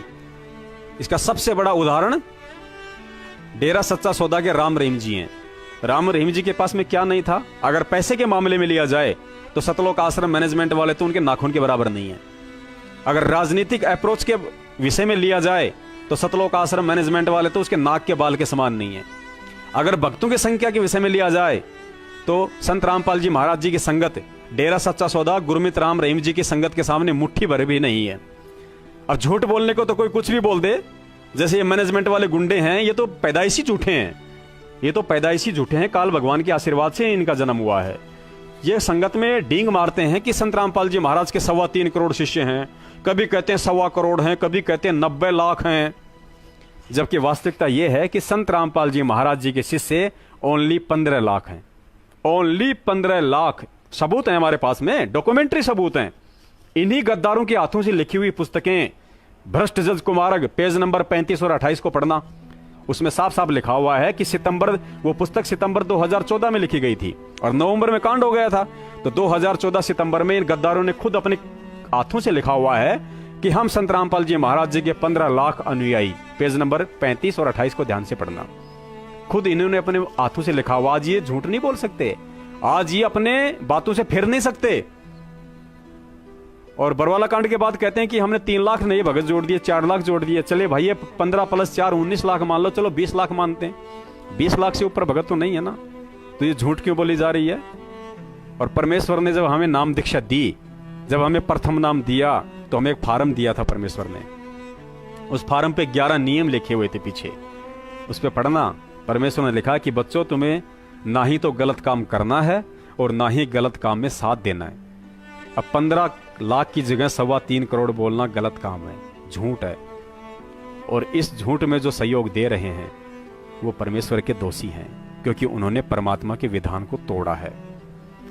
परमेश्वर कहते हैं पहलवान चाहे कितना ही अट्टा कट्टा हो, चाहे केसरी हिंद हो, हरियाणवी हिंद हो, अगर जरा सा भी फाउल हो गया तो उसको पाले से बाहर कर दिया जाता है। खड़ा खड़ा चाहे वो कितना ही जोर लगाता रहे, पाले में नहीं आ सकता वापस वो। तो आप चाहे कितने बड़े भगत हो, आप कितने ही सूरमा हो, कितनी भक्ति करते हो, अगर आपने परमेश्वर के विधान के जरा सा भी फाउल पॉइंट पे पैर रखा, आपकी स्थिति वही होगी जो उस पहलवान की होती है। और इसका नतीजा सबके सामने है। हजारों भक्तों की मौत हो चुकी है, पुण्यात्माओं। सैकड़ों के नहीं, हजारों भगत मर चुके हैं बरवाला कांड के बाद। अरे कहते हैं गुरुजी का आदेश है इशार तारीखों पे आने का, और इशार तारीखों पे भगत फांसी लगा के मर रहे हैं, ट्रेन के नीचे आके कट के मर रहे हैं, स्कॉर्पियो गाड़ी पलट रही है, बहनें मर रही हैं, कोई अपने घर नहीं पहुंच रहा, कोई डिब्बे में बैठा बैठा मर रहा है। तो क्या परमेश्वर के आदेश के बावजूद ऐसा हो सकता है? कभी नहीं हो सकता। अगर गुरु का आदेश है कि तुझे सत्संग में आना है, और मौत नहीं हो सकती पुण्यात्माओं। मौत ठीक है, मौत हो जाएगी, लेकिन गुरुजी ने कहा कि अकाल मौत नहीं होगी। जो मेरा भगत है उसकी अकाल मौत नहीं हो सकती, ये परमेश्वर ने बोल रखा है। और अगर ये तो सरेआम अकाल मौत हो रही है, सरेआम अकाल मौत हो रही है। आप सोच रहे होंगे कि गुरुजी हमें माफ कर देंगे, हमसे यदि कोई गलती भी हो गई तो कल को हम गुरुजी से माफी मांग लेंगे, हमें माफ कर देंगे। ऐसा नहीं है। गलती नहीं हुई आपसे, आपने जानबूझ के गलती की है। आप ये भी नहीं कह सकते कि हमें पता नहीं था कि मैनेजमेंट गलत है या सही है। आप ये भी नहीं कह सकते कि गुरुजी का ऐसा कोई आदेश था या नहीं था। क्यों नहीं कह सकते? क्योंकि परमेश्वर ने जेल जाने से पहले आपको अपना संविधान बताया, आपको पूरा ज्ञान दिया, आपको तत्व ज्ञान में 26 साल से उस परम संत ने गर्क किया, गर्क। और यह तत्व ज्ञान लेने के बाद भी अगर आप ये कहोगे कि गुरुजी के आदेश थे या नहीं थे हमें नहीं पता है, तो इसका मतलब आपने सत्संग नहीं सुने, और सत्संग नहीं सुने तो ये गलती परमात्मा की नहीं, ये गलती आपकी है। इसके लिए आप दोषी हैं। आप ये नहीं कह सकते कि हमें किसी ने बताया नहीं। अरे कोई बताए या ना बताए, लेकिन परमेश्वर ने अपने सत्संगों के माध्यम से आपको सब कुछ बता रखा है। फिर भी गलती करोगे तो गलती आपकी है। उसके बाद इन लोगों ने तीसरे पॉइंट पे क्या किया? हरियाणा के जाट आंदोलन को समर्थन दिलवाया। हरियाणा का जाट आंदोलन, बड़े शर्म की बात है। ये बातें बोलते हुए दास को बड़ी शर्म महसूस हो रही है, क्योंकि हो सकता है इस वीडियो को जगत वाले भाई भी देख रहे हैं, जो परमेश्वर के ज्ञान को देख रहे हैं, समझ रहे हैं। हो सकता है वो लोग भी इस चीज को जान रहे हैं, पहचान रहे हैं। तो दास उनसे माफी चाहेगा कि आप जी परमेश्वर का ज्ञान सुनते रहिए। ज्ञान सत्य है, सतगुरु सत्य है, भगवान सत्य है, भक्ति सत्य है, उसका विधान सत्य है। अगर कोई गलत है तो संत रामपाल जी महाराज जी के फॉलोअर्स गलत हैं। संत रामपाल जी महाराज गलत नहीं है, यह आप लोगों ने ज्ञान से अच्छे से समझ रखा है। इन लोगों ने हरियाणा के जाट आंदोलन को और गुरुजी का आदेश बताकर भक्तों से समर्थन करवा दिया। पुण्यात्माओं, ये जाटों का आंदोलन कोई सतगुरुदेव जी के जेल जाने के बाद पहली बार नहीं हुआ था। 2012 में भी, शायद 12 या 13 में, दास को ध्यान आ रहा है, 10 महीने के लिए, जिस समय पूरी संपत्ति को फूंक डाला था हरियाणा में। 2013 की बात है ये। 2013 में हरियाणा में जाट आंदोलन हुआ था। उस समय तो गुरुजी जेल में नहीं थे, आश्रम में थे, तो परमेश्वर ने उस समय क्यों नहीं किया समर्थन किसी का? क्यों अपने किसी बच्चे को आदेश नहीं दिया? क्योंकि ये उनका विधान नहीं है। अगर संत ऐसा करेगा तो परमेश्वर का विधान टूटता है, उनके रहने करने में डिफरेंट हो जाता है, वो संत की पदवी से हट जाते हैं परमेश्वर की नजरों में। तो गुरुजी ने तो आज तक किसी भी जातिगत आंदोलन को समर्थन नहीं दिया। हरियाणा में तो जाटों ने भी आरक्षण के लिए आवाज उठाई, हरियाणा में अन्य जातियों ने भी जाति के लिए आरक्षण के लिए आवाज उठाई। दुनिया में हर दिन कोई न कोई किसी न किसी आरक्षण को लेकर आवाज उठाता रहता है। राजस्थान में हमारे गुज्जर भाई आंदोलन के लिए आवाज उठाते रहते हैं, हमारे जो ब्राह्मण भाई हैं वो भी आरक्षण के लिए आवाज उठाते रहते हैं। संत रामपाल जी महाराज जी ने तो कभी किसी को जातिगत आंदोलन का समर्थन करने के लिए ना कहा, ना अपने शिष्य को कभी आदेश दिया। तो ये किसने आदेश दे दिया जेल जाने के बाद? क्या वो संत ये दोगली नीति अपनाएगा? जिंदगी में नहीं अपनाएगा। तो ये दोगला आदेश किसका था? ये दोगला आदेश संत रामपाल जी महाराज जी के गद्दार भाई महेंद्र और उसकी गुंडई टीम का था। अरे एपी सिंह वकील का स्टेटमेंट पढ़ो। जाट आंदोलन के समय जब मीडिया ने एपी सिंह वकील का इंटरव्यू लिया तो एपी सिंह वकील में स्पष्ट कहा था कि संत रामपाल जी महाराज जी का किसी भी धरने या आंदोलन को समर्थन देने का कोई आदेश नहीं है। जाटों को जो भी समर्थन दे रहे हैं ये राष्ट्रीय समाज सेवा समिति है और ये इनका अपना मत है, अपने स्तर पे अपनी सोच समझ से ये लोग इनका विरोध कर रहे हैं। इसमें संत रामपाल जी महाराज का कोई आदेश या दोष नहीं है। उसके बाद भी गद्दारों की आंखें नहीं खुली, मूर्खों की आंखें नहीं खुली। हमने भेजे थे फेसबुक पे, व्हाट्सएप पे, वो सारी चीजें हमने भेजी हैं उस समय, फिर भी आंखें नहीं खुली। तो इन्होंने भक्तों के वहां भी कर्म फुड़वाए, ज्ञान विरुद्ध आदेश दिलवाकर। और साथ में हम भक्तों की परीक्षा चल रही है। हम भक्तों की, ये ना समझना, हम भक्तों की परीक्षा भी चल रही थी। परमेश्वर देखते हैं कि इतना ज्ञान देने के बाद भी ये गोबर खाते हैं या हीरे मोती चुनते हैं। मैंने इनको हंस बनाया था, ये कव्य बन के गोबर खाते हैं या हंस बने रह के हीरे मोती चुगते हैं। फिर भी हम में से 80% लोगों ने गोबर खाया, कव्य बन के, हंस पदवी छोड़ के कौवे बन के गोबर खाया और गुरुजी को बहुत दुखी किया। उसी समय क्या हुआ? इन लोगों ने संगत में भंडारे बंद करवा दिए। इन लोगों ने संगत में गुरुजी का आदेश बता के भंडारे बंद करवा दिए कि भाई गुरुजी का आदेश है जगह जगह सत्संग करो, दान इकट्ठा करना है और भंडारे नहीं करने, केवल चाय और बिस्कुट देना है। अब पुण्यात्माओं, जो परम संत सतलोक आश्रम बरवाड़ा में, सतलोक आश्रम करोथा में या जहां कभी उस परम संत ने सत्संग किए हैं, वो पहले अपने बच्चों को भंडारे से छिप कराता था। भंडारे से उनका पेट भरता था, उनकी आत्मा को तृप्त करता था, उसके बाद अपने बच्चों को सत्संग सुनाता था। वरना परमेश्वर कहते हैं कि भंडारे से पहले तो कथा भी नहीं हो सकती। ये सत्संग हमने भेजा हुआ है संगत में। परमेश्वर ने कहा कि भंडारे के बिना तो कथा भी स्टार्ट नहीं हो सकती। और ये नालायक उसी गुरु का आदेश बता के, और परमेश्वर की वाणी क्या बोलती है, हम रोज पढ़ते हैं नित्य नियम में। ये परमात्मा की डूम भाट के गीत नहीं है, परमात्मा मनोरंजन के लिए नहीं सुनाते हम ये बातें। परमेश्वर अपनी वाणी में बताते हैं कि कहे कबीर पुकार के दो ही बात लख ले, एक साहिब की बंदगी और भूखों को कछु दे। हे मूर्ख प्राणी, उस परमेश्वर के विधान को समझ और उसकी दो बातों को गांठ बांध ले। पहली तो ये कि तुझे उस पूर्ण परमेश्वर की अनन्य भक्ति करनी है, विधान और मर्यादा में रह के सच्चे सतगुरु से नाम दीक्षा लेके। और दूसरा, यदि तेरे द्वार पे कोई भूखा आ जाए तो उसको खाली पेट ना जाने देना, वरना तू सबसे बड़ा पापी होगा परमात्मा का। क्योंकि हर जीव की हृदय रूपी गुफा में वो परमेश्वर निवास करता है। और भोजन परमात्मा ने इतना महत्व बताया अन्न देव का, परमेश्वर ने, बड़ा आनंद आता जब उनके मुख कमल से अन्न देव की आरती और उसका सरलार्थ हम सुनते हैं। तो इन गद्दारों ने संगत में भंडारे बंद करवा दिए। अरे ये तो जगत वाले भी समझते हैं इस बात को। तो जगत वालों ने भी दोहे बना रखे हैं कि भूखे पेट ना भजन हो गोपाला, ये पकड़ तेरी कंठी माला। कि हे गोपाल, भूखे पेट भजन नहीं हो सकते, तेरी घंटियां नहीं बज सकती, ये पकड़ तेरी घंटी और शंख। तो हम तो तत्वज्ञानी संत के ज्ञानी शिष्य हैं। परमेश्वर ने हमें सब कुछ बता रखा है, सारा रास्ता दिखा रखा है। फिर सत्संगों में भंडारे कैसे बंद करवा देगा वो परमात्मा? लेकिन फिर भी हम अंधे गधों ने परमेश्वर की बात को ना मान के, और हमने उन गुंडों की बातों को माना और हमने संगत में भंडारे बंद करवा दिए और हम भंडारे रखवाने लग गए।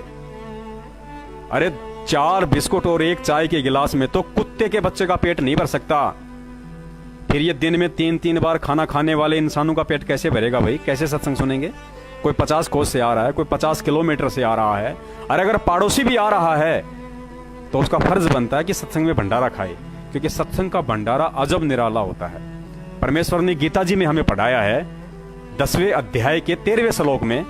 परमेश्वर, या फिर 13वें अध्याय का 10वां श्लोक, दो में से एक है, दास झूठ नहीं बोलेगा, दो में से एक अवश्य है, उसको देख लेना। इसलिए दास ने यहाँ पे कन्फर्म कर दिया है, क्योंकि कल को दास 10वें अध्याय का 13वां श्लोक बोल दे और आपने देखा नहीं मिला तो आपकी फिर आत्मा दुखी होगी। तो 10वें अध्याय का 13वां श्लोक या 13वां का 10वां श्लोक या तीसरे का 13वां या 13वें का तीसरा, इन तीनों में से कोई एक उठा के देख लेना।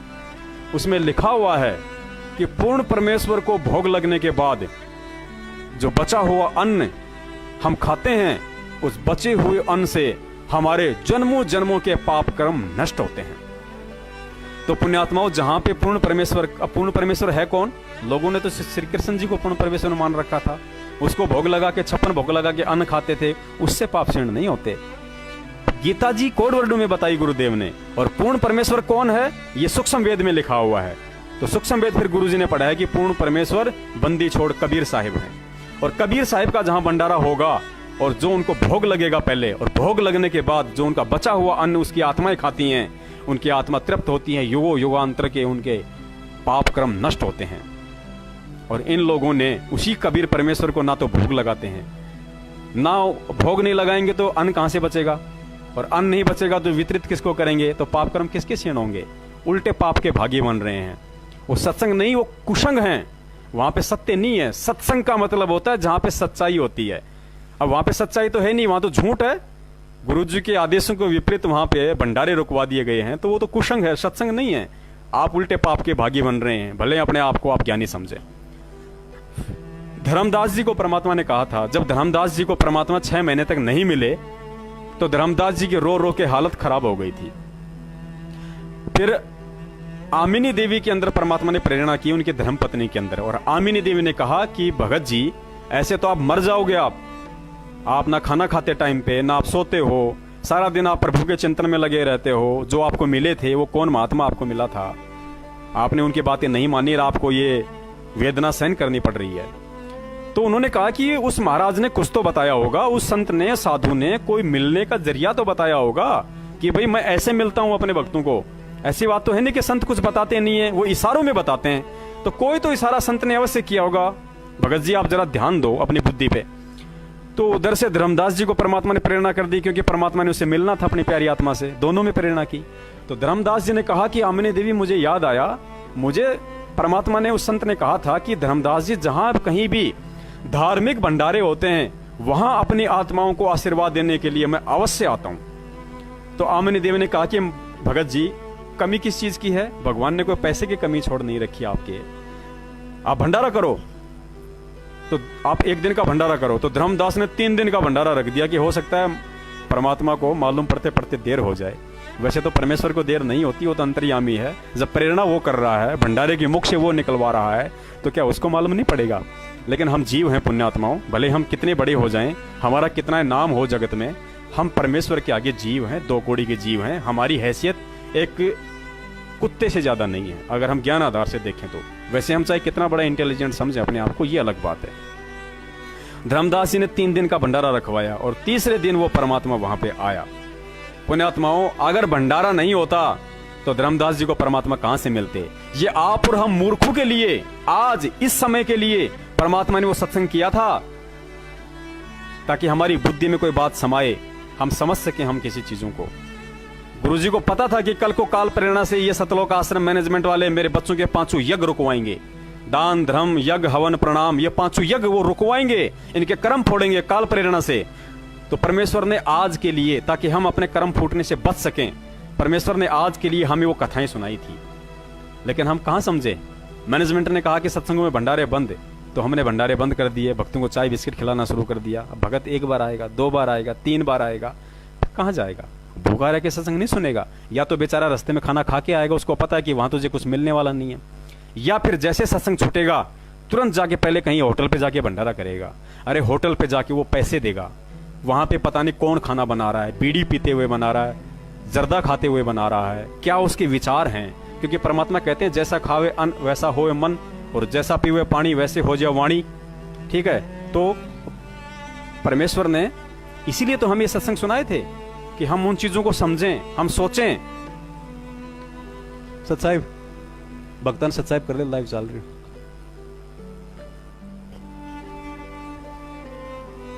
इधर आके थोड़ा सामने आ जाओ।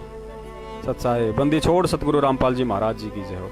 तो परमेश्वर ने हमें इसी दिन के लिए ये सारी बातें हमें समझाई थी। देखो, हमें काशी वाले एग्जाम सुनाए परमात्मा ने। अब काशी वाली कथाएं बार बार क्यों सुनाते थे परमात्मा? अर्जुन सर्जुन की कथा क्यों सुनाई? बहन गणिका की कथा क्यों सुनाई? क्यों हमें बार बार जीवदत्ता की कथा सुनाते थे? क्यों हमें बार बार परमात्मा और अन्य कथाएं सुनाते थे?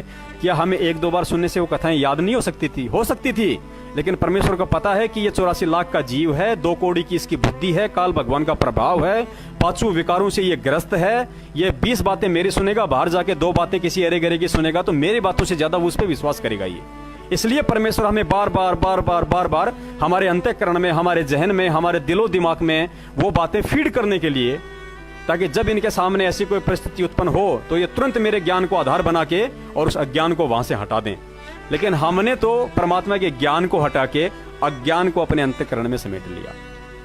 हमने परमात्मा पे विश्वास नहीं किया, हमने कबीर साहिब पे विश्वास नहीं किया, हमने गुरु जी के सत्संगों पे विश्वास नहीं किया। हमने एक 2 कौड़ी के गद्दार झूठे, जिन्होंने सतगुरुदेव जी को धोखे से जेल में बैठाया है, हमने उन गद्दारों पे विश्वास कर लिया। राष्ट्रीय समाज सेवा समिति अर्थात सतलोक आश्रम मैनेजमेंट हरियाणा और गद्दार संत रामपाल जी महाराज जी के भाई महेंद्र भगोड़े। ये महेंद्र भगोड़ा सबसे बड़ा गद्दार है ये। और आपको बता देते हैं, अगर नहीं पता है तो, आज गद्दार महेंद्र की वो हालत हो रही है, आप देखोगे तो आपको रोना आ जाएगा। हमें भी दुख होता है इस बात का, लेकिन कर्मों का विधान है, कौन चेंज कर दे भाई? परमेश्वर कहते हैं, तू जाने तेरी ऐसे निभेगी या हरदम लेखा भरना रे, धर्मराज के दरबार में तेरा तिल तिल का लेखा रे। अभी 5-7 दिन पहले की बात है, चंडीगढ़ में आया था ये महेंद्र, क्योंकि वहां चंडीगढ़ नामदान केंद्र वालों का आपस में झगड़ा चल रहा है। एक दूसरी पार्टी कहती है कि नामदान केंद्र मेरे को चाहिए, और जिसने ऑलरेडी नामदान केंद्र ले रखा है वो कहता कि मैं छोड़ूंगा नहीं, चाहे तू जो मर्जी कर ले। क्यों नहीं छोड़ेंगे? क्योंकि माया से चिपट चुके हैं ये लोग, हट नहीं सकते। इनका मकान किराया, इनकी दुकान का किराया, इनके बच्चों की फीस, इनकी गाड़ी का डीजल पेट्रोल, ये ससुराल जाते हैं तो गाड़ी करके लेके जाते हैं, उसका डीजल, उस गाड़ी का किराया, बच्चों के कपड़े, मार्केट से साग सब्जी, राशन, ये सब कहां से आता है? ये सब नामदान केंद्रों से आता है। आप और हम भक्तों की कमाई खा रहे हैं वो लोग, तो छोड़ कैसे देंगे भाई साहब? परमात्मा कहते हैं, यहां तो एक सरपंच का पद नहीं छोड़ सकता कोई। अरे सरपंच से हट गया तो अपने नाम के आगे सरपंच लगाना नहीं छोड़ सकता। जैसे कोई भूतपूर्व सरपंच है और किसी के घर गया और आवाज लगाई कि भाई दरवाजा खोलिए, वो बोलेगा भाई कौन बोल रहा है? अरे बोल मैं फलाना सरपंच बोल रहा हूँ। सरपंच नहीं है, लेकिन फिर भी वो छूटती नहीं है। इसलिए गुरुजी ने कहा है कि राज त्यागना साज है, सहज है, और सहज औरत का ने, पर मान बड़ाई ईर्ष्या दुर्लभ तजनाइए। ये गंदगी फर्जी नामदान केंद्रों वाली इन लोगों से छूट नहीं सकती, क्योंकि इनके खून मुंह लग गया। जैसे कोई कुत्ता होता है, वो किसी व्यक्ति को काट लेता है और खून उसके मुंह लग जाता है, फिर वो बार बार कईयों को काटने की कोशिश करता है। तो इन लोगों के संगत के हराम के पैसे का खून मुंह लग गया, ये हराम का पैसा लग गया इनके। तो वहां महेंद्र आया हुआ था, तो वहां कुछ अच्छे भगत भी गए हुए थे 1-2। उन भक्तों ने आके बताया कि महेंद्र की हालत तो ऐसी हो रही है कि मरने वाली, पूरे शरीर पे एलर्जी हो रही है, चेहरा उसका लाल हो रहा है और इतना पतला हो रहा है, यदि 10 साल का बच्चा उसको धक्का मार दे तो 10 चक्कर खा जाए। वो बार बार पेशाब करने जाता है, हर 10 मिनट में पेशाब करने जाता है, गोलियों का, मेडिसिन का, दवाइयों का थैला हाथ में लिए रहता है। क्योंकि ये तो हमें भी पता है कि महेंद्र को पहले से काफी बीमारियों ने घेर रखा था, बीपी, डायबिटीज, शुगर, बहुत सारी बीमारियों ने घेर रखा था। दवाइयों के फांके तो आश्रम में भी मारता था वो। लेकिन आज उसने अपने जो कर्म बिगाड़े हैं, उन कर्मों का असर इतना हो गया कि उसकी हालत मरणासन जैसी है। तो पुण्यात्मा होना उन लोगों के साथ भी है जो महेंद्र के इशारों पे चल रहे हैं, जो कोऑर्डिनेटर हैं, जो नामदान संचालक हैं, जो बहुत सारे मायाधारी मस्करे लोग हैं, होना उनके साथ भी है। और जो संगत उनके पीछे चल रही है अंधी होके, परमेश्वर के विधान को तोड़ते हुए इन 2 कौड़ी के जीवों के आदेशों को मान के अपने कर्म फोड़ रही है, परमेश्वर को दुखी कर रही है, होना उनके साथ भी है।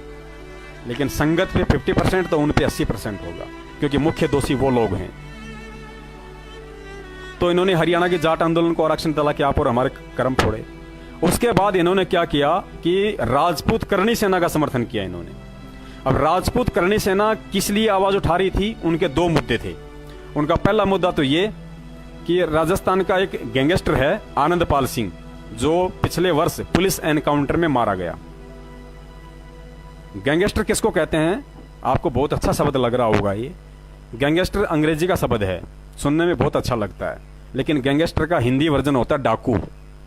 जैसे चंबल में डाकू हुआ था करता था वीरप्पन, पान सिंह और बहुत सारे डाकू हुआ करते थे पहले। अब पहले हिंदी फिल्मों में भी देखा करते थे, डाकू लोग घोड़े पे आया करते थे, लोगों को लूट लिया करते थे, उनको डाकू कहते थे। और अंग्रेज उनको गैंगस्टर कहते थे उस समय, क्योंकि वो गैंग में चला करते थे डकैती करने के लिए। तो आनंद पाल सिंह जो था वो राजस्थान का था और वो गैंगस्टर था। अब वो राजनीति का शिकार हुआ या क्या हुआ, बाद में उसको भी आनंद आने लग गया वगैरह वगैरह, हम उस बातों में नहीं जाएंगे। लेकिन इन लोगों ने करणी सेना का समर्थन किया कि भाई जो आनंद पाल सिंह है, क्योंकि वो उनके समाज का था, राजपूत करणी सेना राजपूतों का संगठन है और आनंद पाल सिंह भी राजपूत था। तो कुछ तो कुछ राजनीतिक कुछ लोग थे, जैसे राजपूत करणी सेना का राष्ट्रीय अध्यक्ष सुखदेव सिंह गोगा मेडी, वो राजनीतिक आदमी है। तो वो अपना राजनीतिक स्वार्थ साधने के लिए वो तो कुछ भी करेगा, किसी भी का भी समर्थन लेगा, किसी को भी माध्यम बना लेगा। तो उसने अपने राजनीतिक स्वार्थ की पूर्ति के लिए सतलोक आश्रम मैनेजमेंट से कोई बातचीत हुई होगी, इन्होंने तुरंत उनका समर्थन कर दिया। समर्थन भी क्यों किया? क्योंकि आनंद पाल सिंह का वकील कौन था, आपको जानकर हैरानी होगी। आनंद पाल सिंह का वकील कौन था? एपी सिंह। और संत रामपाल जी महाराज का वकील भी एपी सिंह। यानी संत का भी मुकदमा लड़ रहा है और डाकू का भी मुकदमा लड़ रहा है। अब आप विचार करना इन बातों पे कि आप किन लोगों के हाथों के कठपुतलियां बन रहे हो। आप जिस एपी सिंह वकील के भड़काऊ भाषण, तेजस्वी भाषण सुन के आप लोग चक्काचौंध हो जाते हो, अपने दिमाग का कंट्रोल खो देते हो, अपना आपा खो देते हो, अपने ज्ञान को बाहर निकाल के उसके अज्ञान को अंदर ठूस के परमात्मा को दुखी करते हो। वो एपी सिंह राजस्थान के गैंगस्टर आनंद पाल सिंह का भी वकील था उसी समय, और उसी समय गुरुजी का भी वकील था। यानी वो झूठ के लिए भी मुकदमा लड़ रहा था और सच के लिए भी मुकदमा लड़ रहा था। और कहते हैं कि एपी सिंह ने नाम ले लिया, भगत बन गया। पुण्यात्माओं, जब आंखें खोलेंगी तुम्हारी तो परमेश्वर याद आएगा तुम्हें। अपनी गलतियों पे इतना पछताओगे, जगह नहीं मिलेगी तुम्हें, कहीं ठौर ठिकाना नहीं होगा तुम्हें। तो एपी सिंह वकील ने इन दोनों पार्टियों को मिलवाया, राजपूत करणी सेना को और सतलोक आश्रम मैनेजमेंट को, और एक दूसरे की स्वार्थ सिद्धि करवा दी। और भक्तों को माध्यम बना के, क्योंकि भगत तो बेचारे भोले हैं, उनको तो गुरुजी का आदेश बता दो, क्योंकि मैनेजमेंट को पता है कि भगत अगर मरेगा, अगर कहीं फंसेगा तो केवल और केवल गुरुजी के आदेशों के आड़ में फंसेगा, अन्यथा भगत नहीं मर सकता। और गुरुजी के आदेशों की आड़ में इन्होंने सारे कुकर्म किए आज तक। दूसरा मुद्दा था करणी सेना का। उस समय संजय लीला भंसाली ने पद्मावती फिल्म निकाली थी। पद्मावती एक राजपूत औरत थी रजवाड़ों के समय। तो करणी सेना का आरोप था कि इन्होंने हमारे इतिहास के साथ छेड़छाड़ की है, इसलिए हम इस फिल्म को नहीं चलने देंगे। तो इन नालायकों से सतलोक आश्रम मैनेजमेंट और संगत से पद्मावती फिल्म को बैन करवाने के लिए और आनंद पाल सिंह की सीबीआई जांच करवाने के लिए, ये दो मुद्दे उठा के इन्होंने भक्तों को जलती हुई आग में झोंक दिया, जबकि कोई लेना देना नहीं।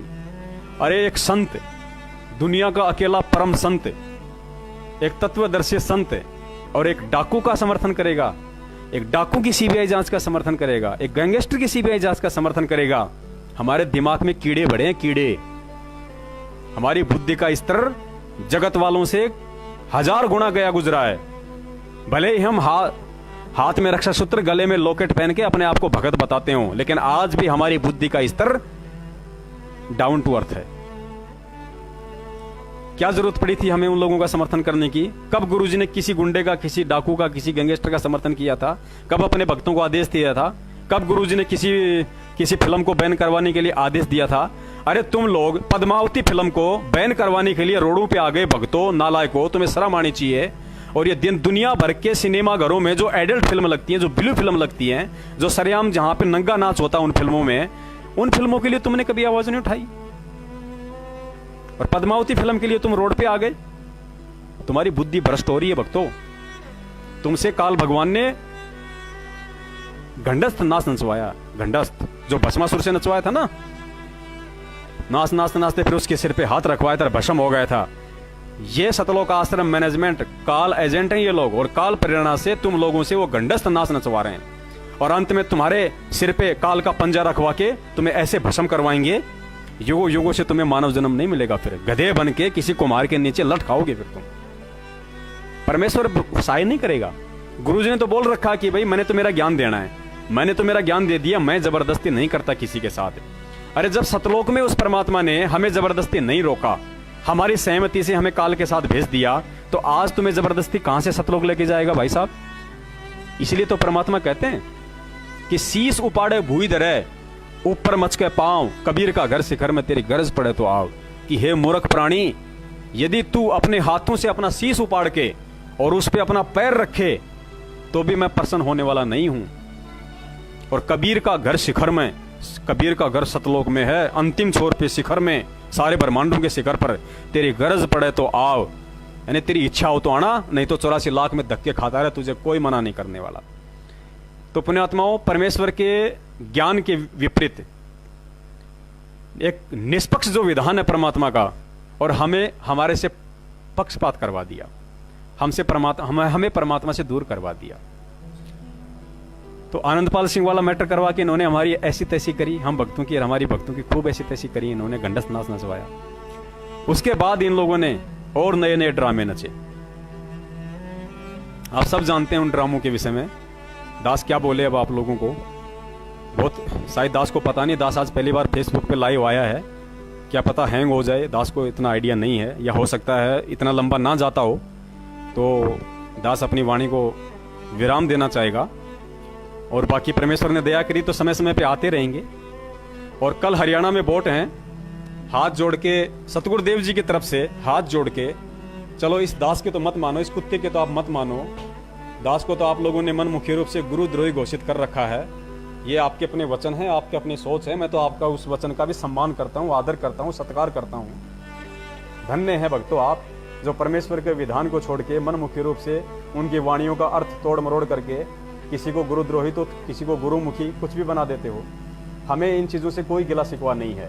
संगत हमारी भाई बहन है, हमें पता है संगत भोली है बेचारी, संगत का नाजायज फायदा उठाया जा रहा है। संगत को तो एक कंधे के रूप में यूज लिया जा रहा है बंदूक चलाने के लिए, संगत के कंधे पे रख के तोप चलाई जा रही है। संगत का दोष नहीं है, लेकिन इतना सब कुछ सारा सच्चाई संगत तक पहुंचने के बाद भी आज सत्सेवकों के वीडियो घर घर में फैले हुए हैं, सबको सच्चाई समझ में आ रही है। और हमें भी इस बात का पता है कि 60% लोगों ने मैनेजमेंट को दान देना बंद कर दिया, ज्योति पाठ का पैसा देना बंद कर दिया, मैनेजमेंट के सत्संगों में इशार तारीखों पे जाना बंद कर दिया, और घर बैठ के परमेश्वर की भक्ति कर रहे हैं। हमें पता है इस चीज का, क्योंकि परिवर्तन तो होना है।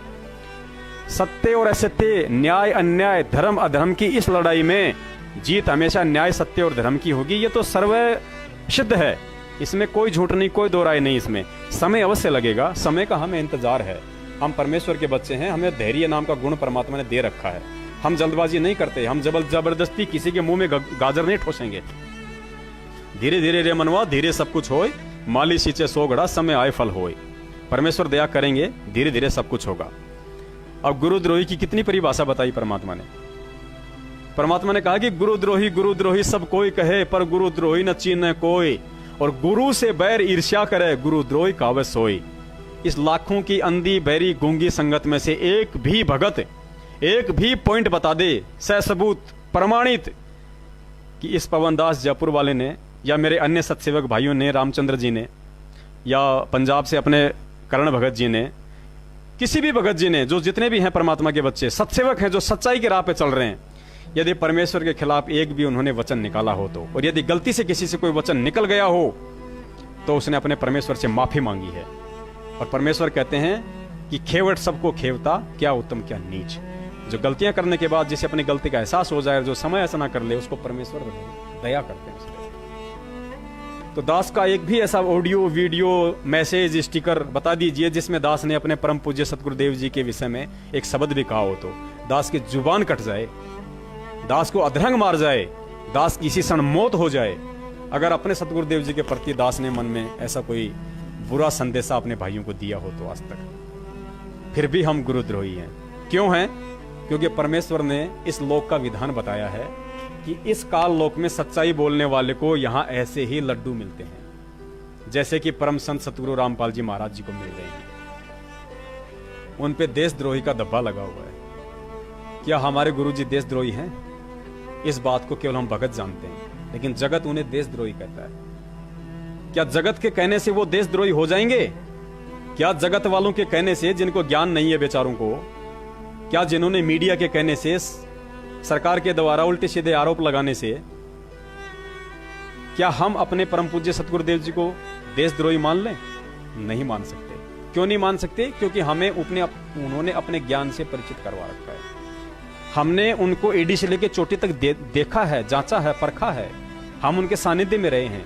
हमें अपने गुरु का आचार विचार व्यवहार रहनी करनी कथनी सोच समझ उपदेश ज्ञान विचार सब पता है हमें। हम कैसे मान लें वो देशद्रोही है? ठीक इसी प्रकार संगत अज्ञानता के चलते चाहे हमें लाख बार गुरुद्रोही कहे, हमें कतई बुरा नहीं लगेगा, क्योंकि परमेश्वर का विधान कहता है कि हम भगत हैं और हम गुरुमुखी भगत हैं। और अगर कोई गद्दार है इस सत्संग में, इस संगत में यदि कोई गद्दार है, सबसे बड़ा यदि कोई गद्दार है तो वो सतलोक आश्रम मैनेजमेंट हरियाणा है। और उसके बाद यदि कोई गद्दारी के फार्म भर रहा है नए सिरे से, तो वो संगत है, वो नामदान संचालक और कोऑर्डिनेटर लोग हैं जो उनके मनमुखी आदेशों पे अंधे होके चल रहे हैं। यानी भेड़ की पूंछ पकड़ के दरिया पार करने की कोशिश कर रहे हैं गुरुजी के समझाने के बाद भी। तो वो गुरुद्रोही की पैड़ पे पैर रखना होता है कि गुरुद्रोही की पैड़ पे जय पग आवे पैर 84 निश्चय पड़े, सतगुरु कहें कबीर। पैड़ पे पैड़ का गुरुजी ने मतलब बताया, उनकी यश में यश मिलाना। जो ज्ञान विरुद्ध आदेश होते हैं, ज्ञान विरुद्ध बातें होती हैं, परमात्मा के विधान के खिलाफ यदि आपको कोई चलने की सलाह देता है, प्रेरणा देता है, और आप उस परमेश्वर के ज्ञान को छोड़ के, इतने उस तत्व ज्ञानी सत्संगों को छोड़ के, उसके विधान को छोड़ के यदि आप उस व्यक्ति के कहे अनुसार चलते हो, तो आप उसकी पैड़ पे पैर रख रहे हो, आप गुरुद्रोही के फार्म भर रहे हो। तो असली गुरुद्रोही संगत में मैनेजमेंट है। अब ये ना कहना कि भाई मैनेजमेंट ने कौन सी गुरुजी से ईर्ष्या की है, कौन सी निंदा करी है। जैसे कि आपने कहा परमात्मा की वाणी बता के कि गुरु से बैर ईर्ष्या करे, गुरुद्रोही कहावे सोई। पुण्यात्माओं, ईर्ष्या और निंदा चुगली का क्या मतलब होता है? ये नहीं है कि सामने सामने बोल दिया वही ईर्ष्या निंदा चुगली हो गई, नहीं। यहां गुरु जी की वाणी कहती कि जो गुरु की निंदा करता है वो गुरुद्रोही होता है, जो गुरु से ईर्ष्या करता है वो गुरुद्रोही होता है। और गुरुद्रोही कोई भगत ही नहीं हो सकता, जगत वाला भी गुरुद्रोही होता है। जो गुरु का द्रोह करेगा वो गुरुद्रोही, चाहे भगत हो चाहे जगत का हो। जैसे आर्य समाजियों ने 2006 में गुरु जी का विद्रोह किया, गुरु जी का द्रोह किया, तो वो गुरु जी के गुरुद्रोही हैं। ऐसा नहीं है कि उन्होंने नाम नहीं ले रखा तो उनके ऊपर ये गुरुद्रोही शब्द नहीं लगेगा, उन पे भी लगेगा। जो गुरु से द्रोह करेगा वो गुरुद्रोही होता है। अब आपको बताते हैं कि मैनेजमेंट ने गुरु जी की निंदा कैसे करी है। पुण्यात्माओं, गुरुद्रोही वही नहीं होता है जो गुरु जी की निंदा करता है, बल्कि उससे भी बड़ा गुरुद्रोही है होता है जिसके कारण, जिसकी गलतियों के कारण, जिसकी मनमानियों के चलते, जिसके अज्ञान के चलते, जिस भगत के अज्ञान कुकर्म पाखंड के चलते दुनिया उसके गुरु की निंदा करे, वो सबसे बड़ा गुरुद्रोही होता है। अरे भगत तो खुद ही निंदा करेगा, वो तो गुरुद्रोही हो गया। लेकिन उस भगत की करनी और कथनी के चलते यदि वो दुनिया भी यदि उस गुरु की निंदा करने लग जाए, तो उससे बड़ा गुरुद्रोही दुनिया में कोई नहीं। और आज आप सबको पता है कि बरवाला कांड किन लोगों ने करवाया है। किन लोगों ने परम संत सतगुरु रामपाल जी महाराज जी के आदेश बताकर उनकी पीठ पीछे, उनकी नाम की आड़ में हम भक्तों को काले कपड़े पहनाए, हमें भगत से गुंडा बनाया, हमारे हाथों में जलती हुई मसाले पेट्रोल बम पकड़वाए, हमसे जेसीपी फुकवाई, हमसे पुलिस की जिप्सियों के ऊपर जलती हुई मसाले। गवाह है क्योंकि दास उस समय खुद वहां पे मौजूद था और दास इस घटना का चश्मदीद गवाह है। दास उस घटना का चश्मदीद गवाह है। इसलिए दास आप जियों को निवेदन करता है कि अभी भी समय है, इन चीजों को आप छोड़ो। अरे सबसे पहले अपने गुरु को समझो, अपने परमात्मा के ज्ञान को समझो, उस ज्ञान को समझ के फिर दूसरे के आदेशों की तुलना करो कि कोई भी व्यक्ति हमें जो आदेश बता रहा है, क्या वो आदेश, वो ज्ञान, वो मार्ग मेरे गुरु के बताए हुए ज्ञान के अनुसार है या नहीं है। जिस परम संत ने अपने बच्चों को, पुण्यात्माओं, नाम लेने से पहले हम इन हाथों से क्या किया करते थे पता है? हम इन हाथों से कुकर्म करते थे, अधर्म करते थे, अन्याय करते थे। अरे जिस सतगुरु देव ने नाम दीक्षा देके जिन पाप कमाने वाले हाथों को सही शिक्षा देके और इन हाथों में मंत्र कार्ड पकड़ना सिखाया, इन हाथों में माला पकड़नी सिखाई, क्या वही सतगुरु बरवाला कांड में अपने सत्संगों के विपरीत चलते हुए अपने उन्हीं बच्चों के हाथों में लठ पत्थर डंडे बंदूकें पेट्रोल बम और जलती हुई मसाले पकड़ाएगा? जिंदगी में नहीं पकड़ा सकता। अरे सफेद पोशाक तो कबीर पंथ की पहचान है।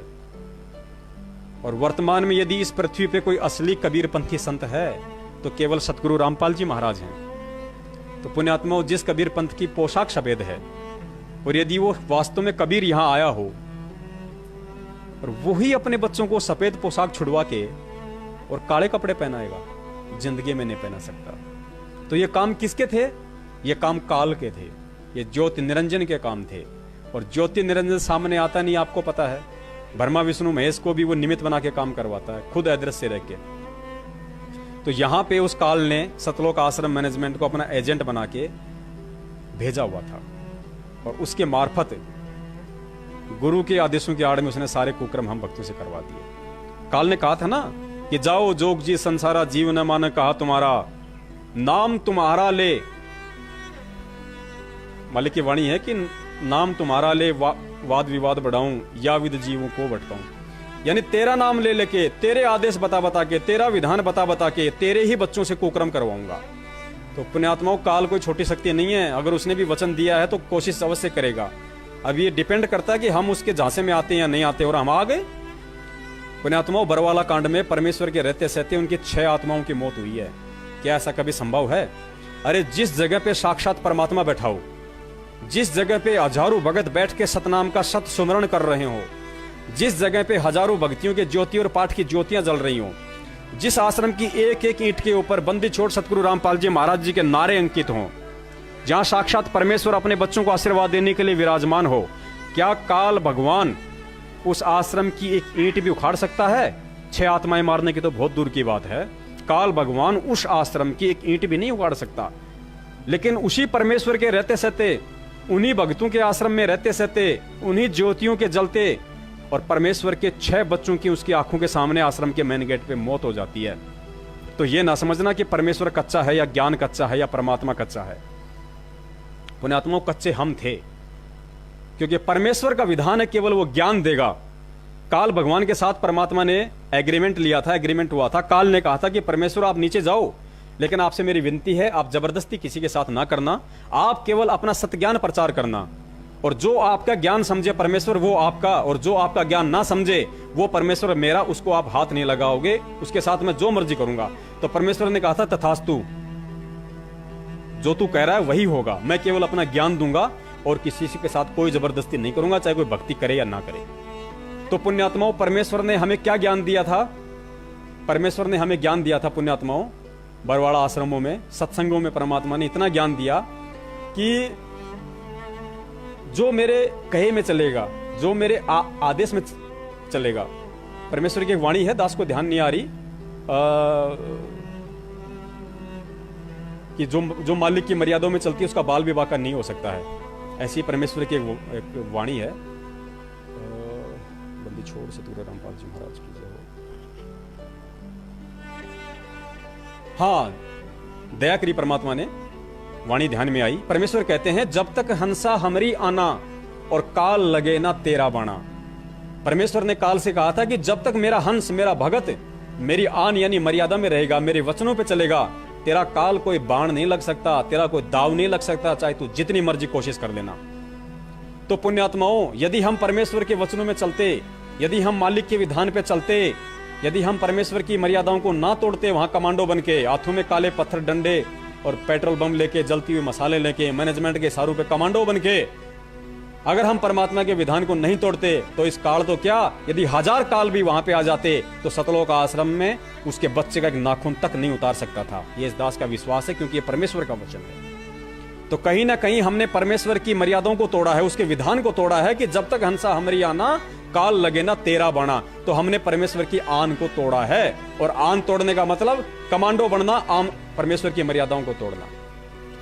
हाथों में सुमरनी और मंत्र कार्ड छोड़ के पत्थर पकड़ना, लठ पकड़ना, जलती हुई मसाले पकड़ना, मसाले पकड़ना और बंदूकें पकड़ना, यह परमेश्वर की मर्यादाओं को तोड़ना है। सतलोक आश्रम मैनेजमेंट के कहे अनुसार आश्रम के बाहर खड़े होकर पुलिस वालों के साथ मरने मारने के लिए तैयार होना, यह परमेश्वर की मर्यादाओं को तोड़ना है। क्या हम में से किसी भी गधे ने एक भी आदेश जो हमें बरवाला कांड में दिए गए थे मैनेजमेंट के द्वारा, क्या हमने सतगुरुदेव जी के मुख कमल से उस 10 दिन के ड्रामे में, घटनाक्रम में गुरुजी के मुख से सुना? अरे अगर गुरुजी ने ही तारीख पे नहीं जाना होता, अगर गुरुजी ने ही कोर्ट की अवमानना करनी होती, यदि गुरुजी ने ही भक्तों को कमांडो बनाना होता, यदि गुरुजी ने ही राष्ट्रीय समाज सेवा समिति बनाई होती, यदि गुरुजी ने ही हमें मरने मारने के लिए मेन गेट के बाहर बैठाना होता, तो पुण्यात्मा वो परमेश्वर अपना एक वचन बोल देता वहां आके स्टेज पे कि बच्चों, ये राष्ट्रीय समाज सेवा समिति मेरी है और मेरे ही आदेश से सारी कार्य हो रहे हैं और मैं चंडीगढ़ की तारीख पे नहीं जाना चाहता और ये मेरा आदेश है कि महिलाओं और बच्चों को और युवा भक्तों को कमांडो बना के कुछ को छत पे, कुछ को मेन गेट के बाहर बैठा दो, पुलिस अंदर नहीं आनी चाहिए। तो पुण्यात्माओं, कोई भी व्यक्ति आश्रम में नहीं रहता, सबके सब आश्रम के बाहर मिलते आपको सतगुरु की सेवा में। और सतगुरु देव जी अगर ये बात बोल देते तो उस आदेश के बाद पुलिस की या किसी की भी हिम्मत नहीं थी कि परमेश्वर के एक बच्चे का नाखून भी उखाड़ लेता, क्योंकि वो परमेश्वर का वचन हो गया था। लेकिन हम गधों ने नहीं सुना कभी भी। गुरुजी भक्तों को आशीर्वाद भी देने आए थे 10 तारीख को, लेकिन उस समय भी गुरुजी ने किसी को ये नहीं कहा कि बच्चों ये तुम कर रहे हो सही कर रहे हो। गुरुजी ने नहीं कहा। क्यों नहीं कहा? क्योंकि परमेश्वर का वचन था काल भगवान के साथ कि परमेश्वर आप अपना ज्ञान दोगे और आपका ज्ञान समझ के जो आपके अनुसार चले वो आपका, नहीं तो मेरा। और पुण्यात्माओं, उस परीक्षा के तहत, अपने वचन के तहत, क्योंकि हम 2 कौड़ी के जीव हैं, हम अपने वचन को तोड़ सकते हैं लेकिन परमेश्वर अपना वचन नहीं तोड़ेगा। अगर उसने अपना वचन तोड़ दिया तो पूरी सृष्टि तहस नहस हो जाएगी। क्योंकि ये जो ब्रह्मांड है, पिंड हैं, ये जितने भी लोक हैं, पूरी सृष्टि का जो संचालन हो रहा है, ये किसके कारण हो रहा है? परमेश्वर ने तारों से नहीं बांध रखे किसी को, परमेश्वर ने अपने वचन से बांध रखे हैं सबको। सारा सिस्टम, सारी सृष्टि सब उनके वचन से चल रही है और अगर उसका वचन टूट गया तो सब कुछ नष्ट हो जाएगा। यहाँ पे परमेश्वर की वाणी है कि पोपाटी पगड़ा भया और जागी जिया जून, सब काहू को देत है चोंच समाना चून। और एक वाणी में परमेश्वर ने कहा कि अनंत कोटि बाजी जहां हम रचे सकल ब्रह्मंड और गरीब दास मैं क्या करूं यो काल करे जीव खंड।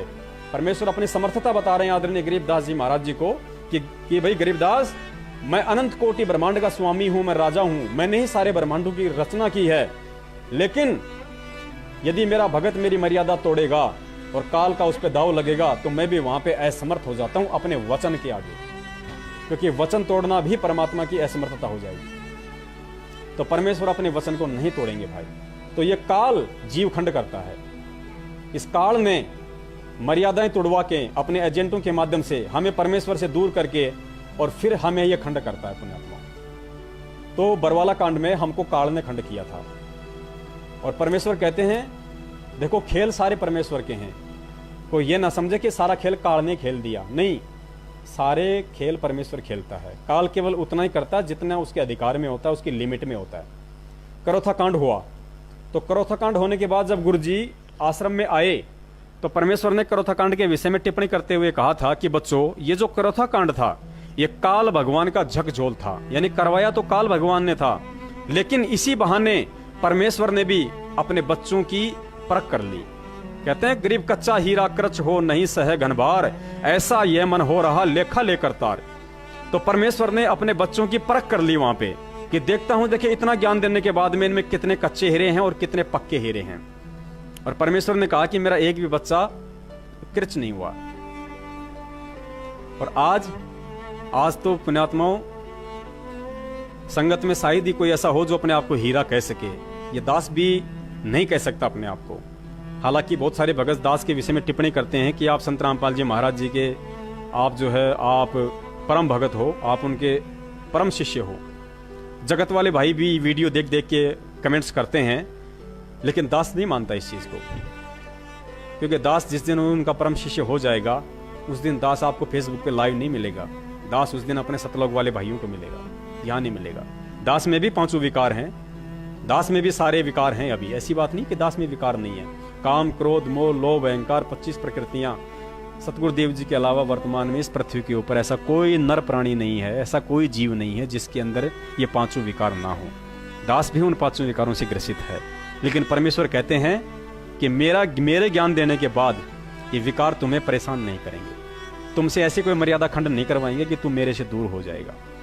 और परमेश्वर ने यहां तक कहा कि विकार अंतिम समय तक दूर नहीं होंगे। तुम्हारे जो 5 विकार हैं ये तुम निकाल नहीं सकते, इनको मिटा नहीं सकते, मार नहीं सकते। गुरुजी ने कहा कि ये जब तक तुम इस शरीर में हो तुमसे बंधे हुए हैं ये। और फिर गुरुजी ने बताया कि यदि कुछ हो सकता है तो डाइल्यूट होंगे, ये 5 विकार डाइल्यूट होंगे। किससे? ज्ञान से निष्क्रिय हो जाएंगे। ये तुमसे वो कुकर्म नहीं करवा सकते जो काल चाहता है मेरे से दूर करने के लिए। ये उस भगत के लिए कहा है परमात्मा ने जो उनके ज्ञान को आधार बना के चलेगा। तो आज जितने भी सत्सेवक हैं उन पे परमेश्वर की बहुत बड़ी दया है।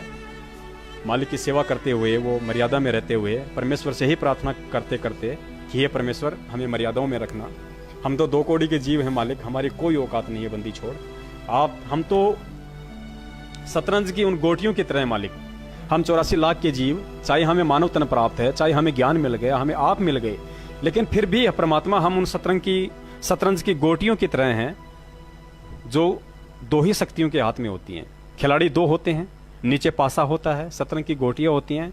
तो पुण्यात्माओं, ये जो पासा है शतरंज का, वो तो समझ लीजिए आप 21 ब्रह्मांड को, और गोटियां समझ लीजिए आप और हमको, और 2 खिलाड़ी केवल काल भगवान और पूर्ण परमेश्वर।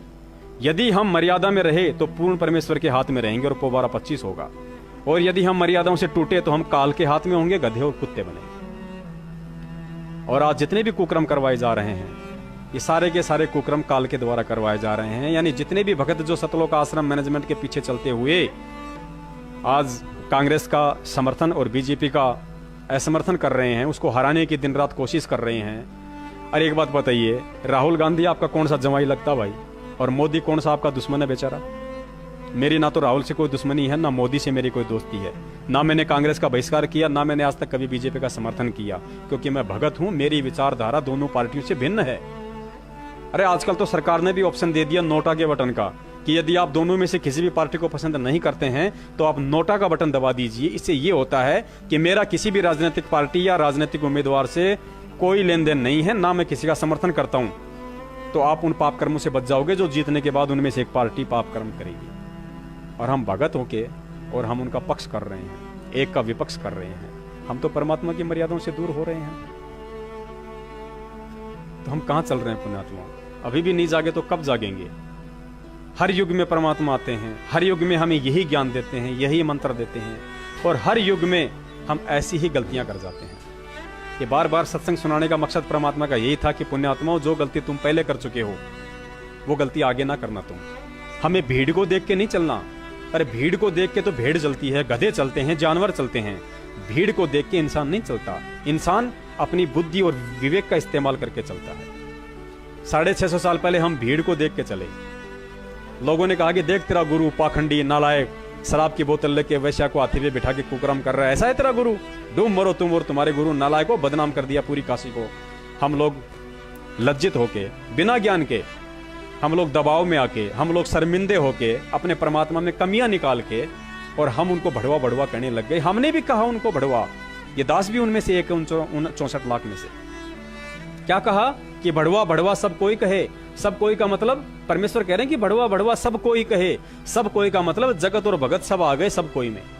भड़वा भड़वा सब कोई कहे, पर कोई न जाने खोज, और दास कबीर, और दास गरीब कबीर करम, यो बाटे सिर का बोझ। परमात्मा कहते हैं कि उस समय सब मेरे भगत हो रहे, भगत मुझे भड़वा भड़वा कह रहे थे, लेकिन उनको इस बात का ज्ञान नहीं था। गरीबदास जी महाराज कहते हैं कि उस बात का ज्ञान नहीं था कि वो कबीर परमात्मा अपने सिर से नकलियों का भार उतार रहा था। क्योंकि आध्यात्मिक जीवन का एक विधान है पुण्यात्माओं। जैसे हम लोग अपने बच्चे को स्कूल भेजते हैं, या हम भी स्कूल में गए थे, और साल भर पढ़ाई के बाद हमारा टेस्ट होता था, हमारी परीक्षा होती थी। वो परीक्षा क्यों होती थी? असली और नकली को छांटने के लिए, ज्ञानी और अज्ञानी शिष्य की, विद्यार्थी की परख करने के लिए वो परीक्षा होती थी। ये विधान है यहाँ पे। गुरु अगर दीक्षा देगा, शिक्षा देगा, तो परीक्षा अवश्य लेगा। ठीक यही नियम आध्यात्मिक जीवन का है। यदि गुरु शिष्य बनाता है तो उस शिष्य की परख करना उसके लिए परम अनिवार्य है। क्यों अनिवार्य है? क्योंकि परमात्मा का विधान लागू हो जाता है उस गुरु के ऊपर। क्या विधान है? कि जब तक शिष्य पार नहीं होगा तब तक गुरु पार नहीं हो सकता। इसलिए तो गुरु जी कहते हैं कि अन्य जितने भी नकली संत हैं ये अपने ऊपर भार रख रहे हैं। ये 84 लाख योनियों में जाएंगे और इनके फॉलोअर्स भी जाएंगे बिना ज्ञान के, क्योंकि इनके पास मोक्ष मंत्र नहीं है, मोक्ष मार्ग नहीं है। शिष्य भी 84 में जाएंगे। जब शिष्य पार नहीं होगा तो गुरु भी पार नहीं हो सकता। ये विधान है परमेश्वर का, इस भक्ति मार्ग का। तो अपने गुरुदेव के ऊपर भी यही विधान लागू है परमेश्वर का। तो संत रामपाल जी महाराज जी कैसे पीछे हट सकते हैं भाई? जब खुद परमेश्वर आए कबीर साहब काशी में, वो तो खुद परमेश्वर थे, उनके ऊपर कौन सा विधान लागू था? उन्होंने तो खुद विधान बनाया था। लेकिन उन्होंने हमें शिक्षा देने के लिए, आगे जो गुरु प्रणाली आएगी उसको एक नई शिक्षा देने के लिए क्योंकि गुरु के लिए भी बहुत सारे संकेत दिए परमात्मा ने। हम जब नित्य नियम पढ़ते हैं तो परमात्मा ने सतगुरु के लिए भी बहुत सारे निर्देश दिए कि यदि आप उन निर्देशों में रह के अपने अनुयायियों को शिक्षा दोगे तो ही ठीक, अन्यथा आपके साथ भी वही बीतेगी जो अन्य की बीतती है। क्योंकि परमेश्वर के घर में किसी के साथ कोई प्यार प्रेम पक्ष विपक्ष नहीं है, परमेश्वर निष्पक्ष होकर चलता है।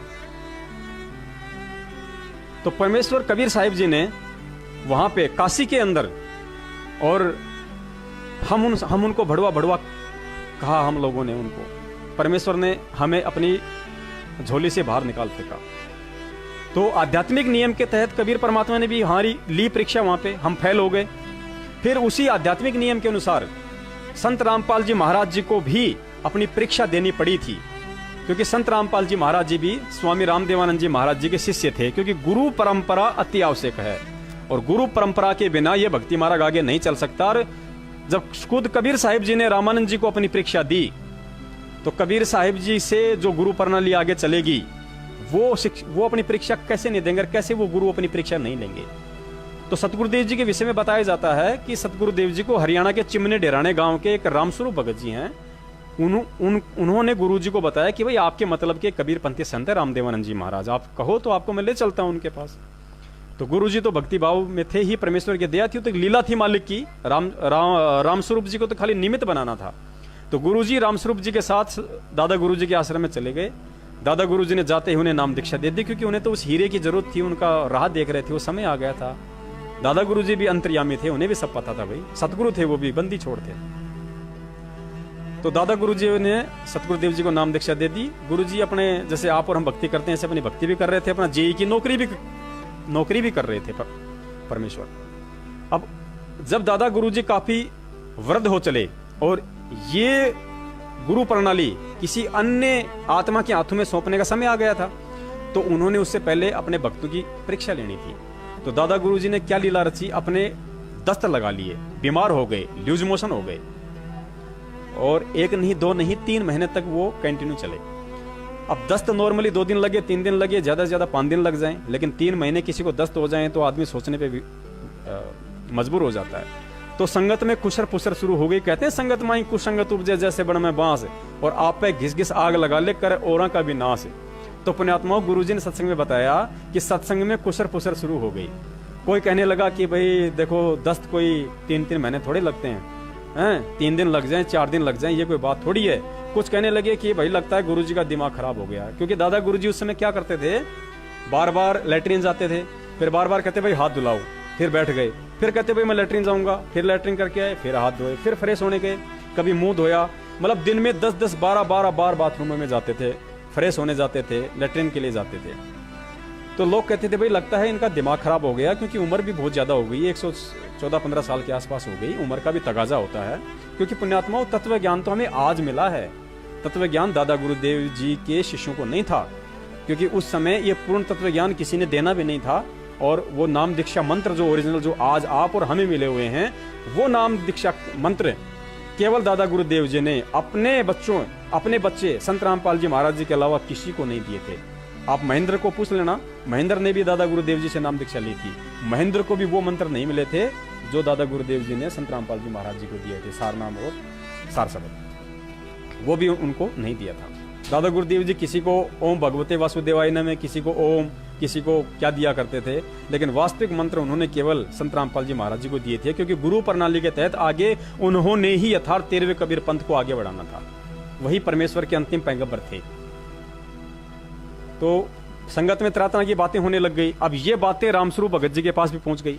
तो रामस्वरूप भगत जी भी ज्ञान के कुछ कच्चे थे, वो अपने गुरुदेव के पास आए और कहने लगे भाई जेई, क्योंकि गुरुजी उस समय जूनियर इंजीनियर के पोस्ट पे थे, नौकरी पे थे उस समय, अपनी भक्ति भी करते थे, नौकरी भी करते थे, गुरुजी ने ही बताया।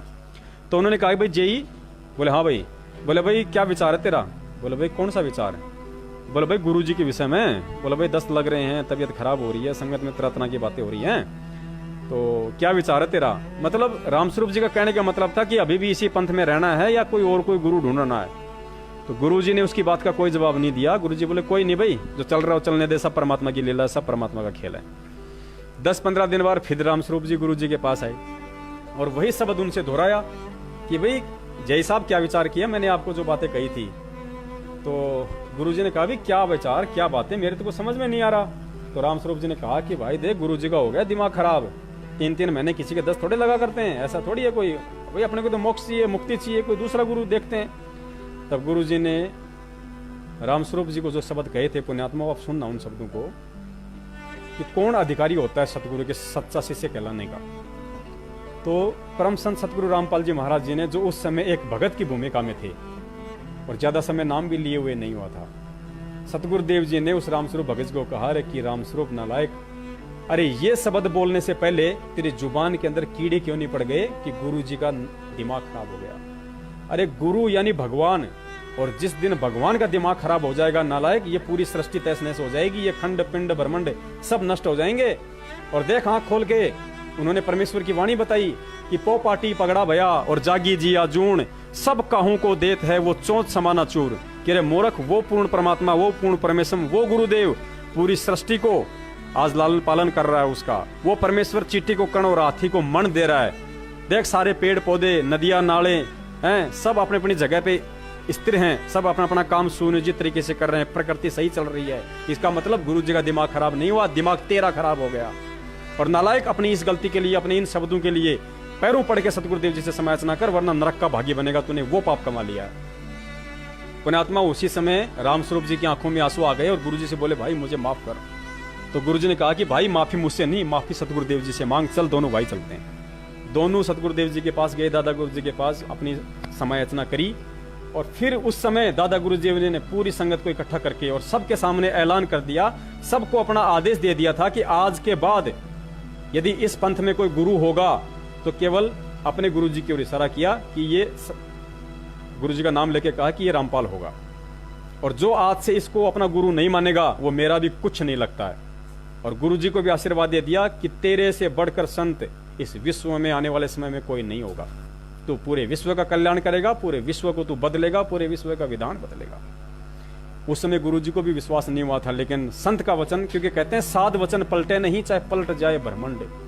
संत का वचन नहीं पलट सकता कभी भी, चाहे कुछ भी हो जाए, चाहे दुनिया पलट जाए, सूरज उगना छोड़ दे, तारे उगना छोड़ दें, नदियां उल्टी बहने लग जाएं, कुछ भी हो जाए, लेकिन संत का वचन कभी पलटा नहीं करता। ये परमात्मा का विधान कहता है। और आज वही दादा गुरुदेव जी का वचन फल रहा है कि आज गुरु जी का ज्ञान पूरे विश्व में है। मानना न मानना ये जीव के भक्ति संस्कार और उसके पूर्व जन्म के प्रारब्ध कर्मों के ऊपर निर्भर करता है, क्योंकि सच्चाई और ज्ञान सभी को जल्दी से समझ में नहीं आता है। लेकिन आज सतगुरुदेव जी का ज्ञान शिखर में है। क्यों है? क्योंकि परमेश्वर ने विश्व के सभी धर्मगुरुओं, शंकराचार्यों, संत महंत मंडलेश्वरों के ज्ञान को पूरी दुनिया के सामने कबीर परमेश्वर के ज्ञान से मैच करके दिखा दिया है और साबित कर दिया है। समझदार जो आत्मा है, जो ज्ञानी, जो विवेकी, जो संत है, जो भगत हैं, उनको समझ में आ चुका है कि कबीर साहिब जी के ज्ञान के अलावा और संत रामपाल जी महाराज जी के अलावा वर्तमान में अन्य कोई महापुरुष इस पृथ्वी पे नहीं है। ये होता है विश्व में परमात्मा का ज्ञान जाना, शिखर में परमात्मा का ज्ञान जाना। तो उस समय सतगुरुदेव जी ही परीक्षा में पास हुए और परमेश्वर ने आगे होने यह प्रणाली को आगे बढ़ाने का आदेश दिया। तो पुण्यात्माओं, कबीर साहिब जी ने परीक्षा ली। कबीर साहिब जी ने दादा गुरु रामानंद जी ने कबीर साहिब जी की परीक्षा ली। कैसे ली वो आप हम सबको अच्छे से पता है कि जब वो सुबह सुबह पैड़ियों पे स्नान करने गए थे, फिर वहां पे उनके कंठी माला गिरी, फिर उनका संवाद हुआ, वो एक छोटी सी उनकी परीक्षा थी। उसके बाद में कबीर साहिब जी ने अपने शिष्यों की परीक्षा ली 64 लाख की। फिर अपने दादा गुरुदेव जी ने अपने शिष्यों की परीक्षा ली। और आज वर्तमान में संत रामपाल जी महाराज जी हमारे गुरु हैं, हमारे सतगुरु हैं, हमारे परमेश्वर हैं और हम उनके शिष्य हैं। तो पुण्यात्माओं, इस भक्ति विधान के अनुसार परीक्षा तो आप और हमारी भी होनी है। और आज वही परीक्षा बरवाला कांड के बाद आप और हमारी चल रही है पुण्यात्माओं। और आप जिस स्वयं अपनी अंतरात्मा से, अपने किए गए कर्म कुकर्मों से 2014 के बाद इन 5 सालों में, इन 4.5 सालों में आपने कुछ गद्दार लोगों के बहकाव में आके आप लोगों ने जो जो कर्म कुकर्म किए हैं, जो भक्ति विरुद्ध कर्म किए हैं, उनसे आप जिस स्वयं अपना आकलन कर लेना कि आप कितने परमेश्वर के नजदीक हैं, कितने आप सतगुरुदेव जी के हृदय में अपनी जगह बना पाए और कितना आप काल के नजदीक हैं। और हमारी परीक्षा क्या हुई? कुछ भी तो नहीं हुआ।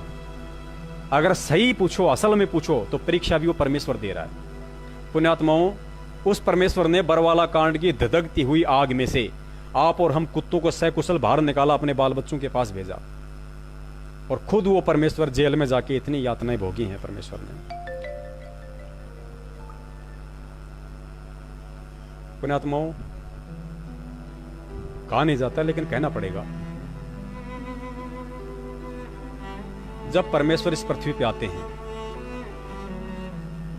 ये परमात्मा का विधान है, ये कोई दास नहीं बता रहा है, गुरुजी ने सत्संग में बताया हुआ है। आप लोगों ने सुना नहीं सुना दास को नहीं पता, दास ने जो सुना उतना ही बता रहा है। परमेश्वर का विधान है कि जब वो परमेश्वर इस पृथ्वी पे अपना ज्ञान प्रचार करने के लिए आता है किसी संत के रूप में, साधु के रूप में, तो वो पंच तत्व के शरीर में आता है। भले ही वो शरीर विदेह हो, जैसे राजा जनक जी थे, उनका भी पांच तत्व का शरीर था, लेकिन वो विदेह शरीर था। कबीर साहिब जी थे, उनका भी विदेह शरीर था। गरीबदास जी महाराज जी थे, वो भी पांच तत्व के शरीर में थे, लेकिन उनका विदेह शरीर था। ऐसे ही संत रामपाल जी महाराज जी के रूप में कबीर परमेश्वर हैं, वो पंच तत्व के शरीर में है, लेकिन विदेह शरीर है। और पांच तत्व का शरीर किस ब्रह्मांड का नियम है पुण्यात्माओं, कि उसको सर्दी, गर्मी, बरसात, ठंडा, हानि, लाभ, अच्छा बुरा सब कुछ महसूस होगा उसको। अगर ऐसा नहीं होता तो संत रामपाल जी महाराज जी गर्मियों के समय एसी चालू करके सत्संग नहीं करते, और सर्दियों में कोट नहीं पहनते, आंखों पे चश्मा नहीं लगाते। अगर उन्हें कुछ महसूस ही नहीं होता तो कपड़े पहनने की आवश्यकता नहीं थी फिर तो। उन्हें जुकाम नहीं लगती, उन्हें खांसी नहीं लगती, उन्हें शरीर में हल्की फुल्की कोई परेशानियां नहीं होती, लेकिन सब कुछ हुआ। वो गर्मियों में सत्संग करते थे, एसी चलाते थे, हमें बैठाते थे, हमारे लिए भी ठंडक की पंखे या कूलर वगैरह लगा की व्यवस्था किया करते थे। वे सर्दियों में कोट पहनते थे, मोटे कपड़े पहनते थे। क्यों?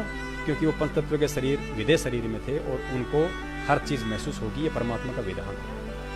पुण्यात्माओं, 2014 बरवाला कांड में सतगुरुदेव जी का, क्योंकि जिस कदर सतगुरुदेव जी के खिलाफ हरियाणा सरकार में रोष था, हरियाणा के लोगों में रोष था, पूरी दुनिया में रोष था, क्योंकि हमने 150 से ऊपर पुलिस वालों को पत्थर मार मार के घायल किया है। अब वो बदला किससे लेंगे? गुरुजी से। क्यों? क्योंकि एक अंग्रेजी में कहावत है, every action has an opposite reaction, यानी हर क्रिया की प्रतिक्रिया होती है। हम जो भी क्रिया करते हैं उसकी प्रतिक्रिया अवश्य होती है। ये विधान है यहाँ का। आप किसी को गाली दोगे तो आपको भी गाली मिलेगी, भले ही वो मन मन में निकाले या आपके सामने बोल दे। आप किसी को पत्थर मारोगे तो आपको पत्थर अवश्य मिलेगा, चाहे आपको किसी कुत्ते के जन्म में वो पत्थर मिले, चाहे उसी मानव जन्म में मिले, चाहे बुढ़ापे में आपके बच्चे आपको पत्थर मारे, या चाहे उसी क्षण वो आदमी उठा के आपको मार दे। तो every action has an opposite reaction, हर क्रिया की प्रतिक्रिया इस काल लोक का विधान है। इससे कोई अपरिचित, कोई दूर नहीं हो सकता। और सतगुरुदेव जी भी उसी विधान के अंदर आते हैं जब तक यहाँ पे पंचतत्व के शरीर में एज ए संत हैं। तो पुण्यात्माओं, 30 दिन का रिमांड सतगुरुदेव जी का हुआ। कितने दिन का? 30 दिन का रिमांड सतगुरुदेव जी का हुआ। हिसार जेल का शायद ये रिकॉर्ड होगा कि किसी का 30 दिन का रिमांड हुआ हो। और रिमांड क्या होता है? जो लोग जेल से छूट के आए हैं देशद्रोह के मुकदमे में, उनसे पूछ लेना एक बार, उनकी टट्टी पेशाब निकाल दी जाती थी। उन्हें उनका एक हाथ बांध के यहां से, और उनको ऊपर लटकाया जाता था, उनको पंखे से एक हाथ बांध के ऊपर, और फिर उसको डंडे मार मार के उसका वो हाल किया जाता था। उसकी लैट्रिन निकल आती थी। दोनों पैरों को ऊपर बांध के पूछना इन भक्तों को, ये आज ना बताएं तो बात अलग है, लेकिन बताने वालों ने हमें सारी सच्चाई बताई है। भक्तों के दोनों, भगत कौन? 1000 भगत हैं। अन्याय उनके साथ भी हुआ है, भयंकर हुआ है। लेकिन जो राष्ट्रीय समाज सेवा समिति वाले थे, जो वीरेंद्र था गुरुजी का बड़ा लड़का, राज कपूर था, राजेंद्र भटगांव था, मास्टर रामकुमार ढाका था, बलजीत था, ये बताएंगे नहीं आज, लेकिन बताने वालों ने हमें बताया है। इनका पंखे से एक हाथ बांध के और नीचे इनको नग्गा करके मारा जाता था, इनकी लैट्रिन निकल आती थी। इनके दोनों पैरों को बांध के ऊपर लटकाया जाता था, सर नीचे किया जाता था। वो सर नीचे 30-30 सेकंड के लिए गटर में डुबोया जाता था, लैट्रिन के गटर में डुबोया जाता था, क्योंकि उनको पता होता है कि कितने समय तक ये अपने सांसों को सहन कर सकता है। लैट्रिन में डुबोया जाता था, नग्गा करके 2-2 पुलिस वाले ऊपर बैठ के 4-4 पकड़ के 5-5 डंडे मारते थे। जानवरों की तरह सलूक किया गया। पुण्यात्माओं, जब राष्ट्रीय समाज सेवा समिति के लोगों के साथ में ऐसा सलूक हुआ है तो आप जी यकीन कर सकते हो, समझदार को संकेत ही काफी होता है। ज्यादा डिटेल में बताने की जरूरत नहीं है कि गुरुदेव के साथ क्या हुआ होगा, क्योंकि मुख्य टारगेट उनका गुरुजी था। और हमने जो क्रिया की थी बरवाला कांड में, उसकी प्रतिक्रिया गुरुदेव पे निकलनी थी पुण्यात्मा, और गुरुदेव पे वो प्रतिक्रिया निकली 30 दिन के रिमांड पे। हम बहुत बड़े नीच हैं पुण्यात्मा, हमसे बड़ा क्या पता हमें भी परमात्मा क्षमा कर पाए या ना कर पाए, क्योंकि कुकर्म तो हमसे भी हुए हैं। उस समय इन गुंडों के बहकाव में आके लठ तो हमने भी उठाए हैं, पत्थर तो हमने भी मारे हैं। क्या पता परमेश्वर हमें इस जन्म में माफ करे या ना करें, दास नहीं कह सकता। लेकिन मौज उस परमात्मा की, क्योंकि परमेश्वर की एक वाणी है कि जो मैं पूत कपूत हूं बहुर पिता को लाज। अगर बेटा अगर नालायक हो जाए, गुंडा हो जाए, गद्दार हो जाए, तो भी परमेश्वर, उसका बाप उसकी चिंता करता है, उसको शर्म होती है उसको। तो पुण्याओं, हमारे कुकर्मों की, हमारी हर क्रिया की प्रतिक्रिया गुरुजी पे गुजरी, और वर्तमान में आज भी वही हो रहा है। पुण्यात्माओं, हमने जाटों को आरक्षण दिया सरकार के खिलाफ, हमने राजपूत करनी सेना का समर्थन किया राजस्थान की बीजेपी सरकार के खिलाफ, हमने कांग्रेस को वोट डाले हरियाणा की बीजेपी सरकार के खिलाफ। पुण्यात्माओं, हम उस बीजेपी सरकार को भड़का रहे हैं, और गुरुजी किसकी कस्टडी में है? बीजेपी सरकार की कस्टडी में। हम जाटों का समर्थन करके, हम राजपूत करनी सेना का समर्थन करके, हम कांग्रेस का समर्थन करके, हम हरियाणा की बीजेपी सरकार को मौका दे रहे हैं कि संत रामपाल जी महाराज जी को घोर यातना दो। क्यों? क्योंकि हम उनके आदेश लेके हम लोग ये सारे कुकर्म कर रहे हैं, और सरकार को भी इस बात का अच्छे से पता होता है कि 2 नंबर के तरीके से सारे आदेश बाहर जा सकते हैं। 2 नंबर से पैसे ले दे के कोई भी कुछ भी काम हो सकता है। हालांकि गुरुदेव का आदेश नहीं आया जेल से इस तरह का किसी का भी, ना गुरुदेव ने दिया, क्योंकि परमेश्वर है, वो अपना विधान नहीं तोड़ता है। लेकिन इन गुंडों ने, इस मैनेजमेंट वालों ने, इन कोऑर्डिनेटरों ने सतगुरुदेव जी के आदेशों की आड़ में और परमेश्वर के साथ ही अन्याय करवाया है। उनके आदेशों की आड़ में कांग्रेस को वोट डलवाएं। तो पुण्यात्माओं, जब किसी सरकार के लाखों की संख्या में वोट यदि कांग्रेस की तरफ जा रहे हैं, तो बीजेपी क्या गुरुजी को लड्डू खिलाएगी जेल में? इसीलिए तो गुरुजी की सारी सुविधाएं वर्तमान में छीन ली गई हैं। आज से 1.5 महीने पहले खुद सतगुरुदेव जी ने हाई कोर्ट में अपने सरकारी वकील के माध्यम से याचिका लगाई है, रिट लगाई है कि जेल में मेरे साथ बदसलूक किया जा रहा है। दास ने वीडियो भी बना के भेजा था कि 38 वकीलों के बाद भी हिसार जेल में नारकीय जीवन जी रहे हैं संत रामपाल जी महाराज। वो वीडियो आपने देखा होगा। और 21 फरवरी सन 2019 के अखबार की कटिंग पढ़ लेना। उसमें खुद गुरुजी ने अपने सरकारी वकील के माध्यम से हाई कोर्ट में याचिका लगाई है कि जेल में मेरे साथ बदमाशों को रखा जाता है, गुंडों को रखा जाता है, वो लोग मेरे साथ बदसलूकियां करते हैं, यहाँ पे बीड़ी सिगरेट पीते हैं, धुआं मेरे मुंह पे मारते हैं। मुझे 10x12 की कोठड़ी में रखा जाता है, जहाँ पे लैट्रिन भी बदबू मारता है। उसी कोठड़ी के अंदर लैट्रिन बना हुआ है, उसके दरवाजे भी नहीं है। मुझे पानी की भी सही से व्यवस्था नहीं है, मुझे वही नल का पानी काम में लेना पड़ता है। पुण्यात्मा, डूब के मरने की बात है हम जैसे गधों के लिए। गुरुदेव ने कहा कि मेरे कमर में दर्द है, मुझे सर्वाइकल है, सॉरी जो बोन पेन, कमर में दर्द है। गुरुदेव को दांतों में समस्या है। पुण्यात्माओं, सतगुरुदेव जी के दांत पहले ही निकाले जा चुके थे, क्योंकि सतगुरुदेव जी के जो दांत हैं वर्तमान में, दास 2-4 की नहीं कह सकता, लेकिन ज्यादातर दांत आर्टिफिशियल है, नकली हैं। गुरुदेव के दांत नहीं है। ये समस्या गुरुजी को आश्रम में भी हुआ करती थी। आप देखना गुरुदेव के पहले के सत्संग और वर्तमान के सत्संग देखना 2014-13 के।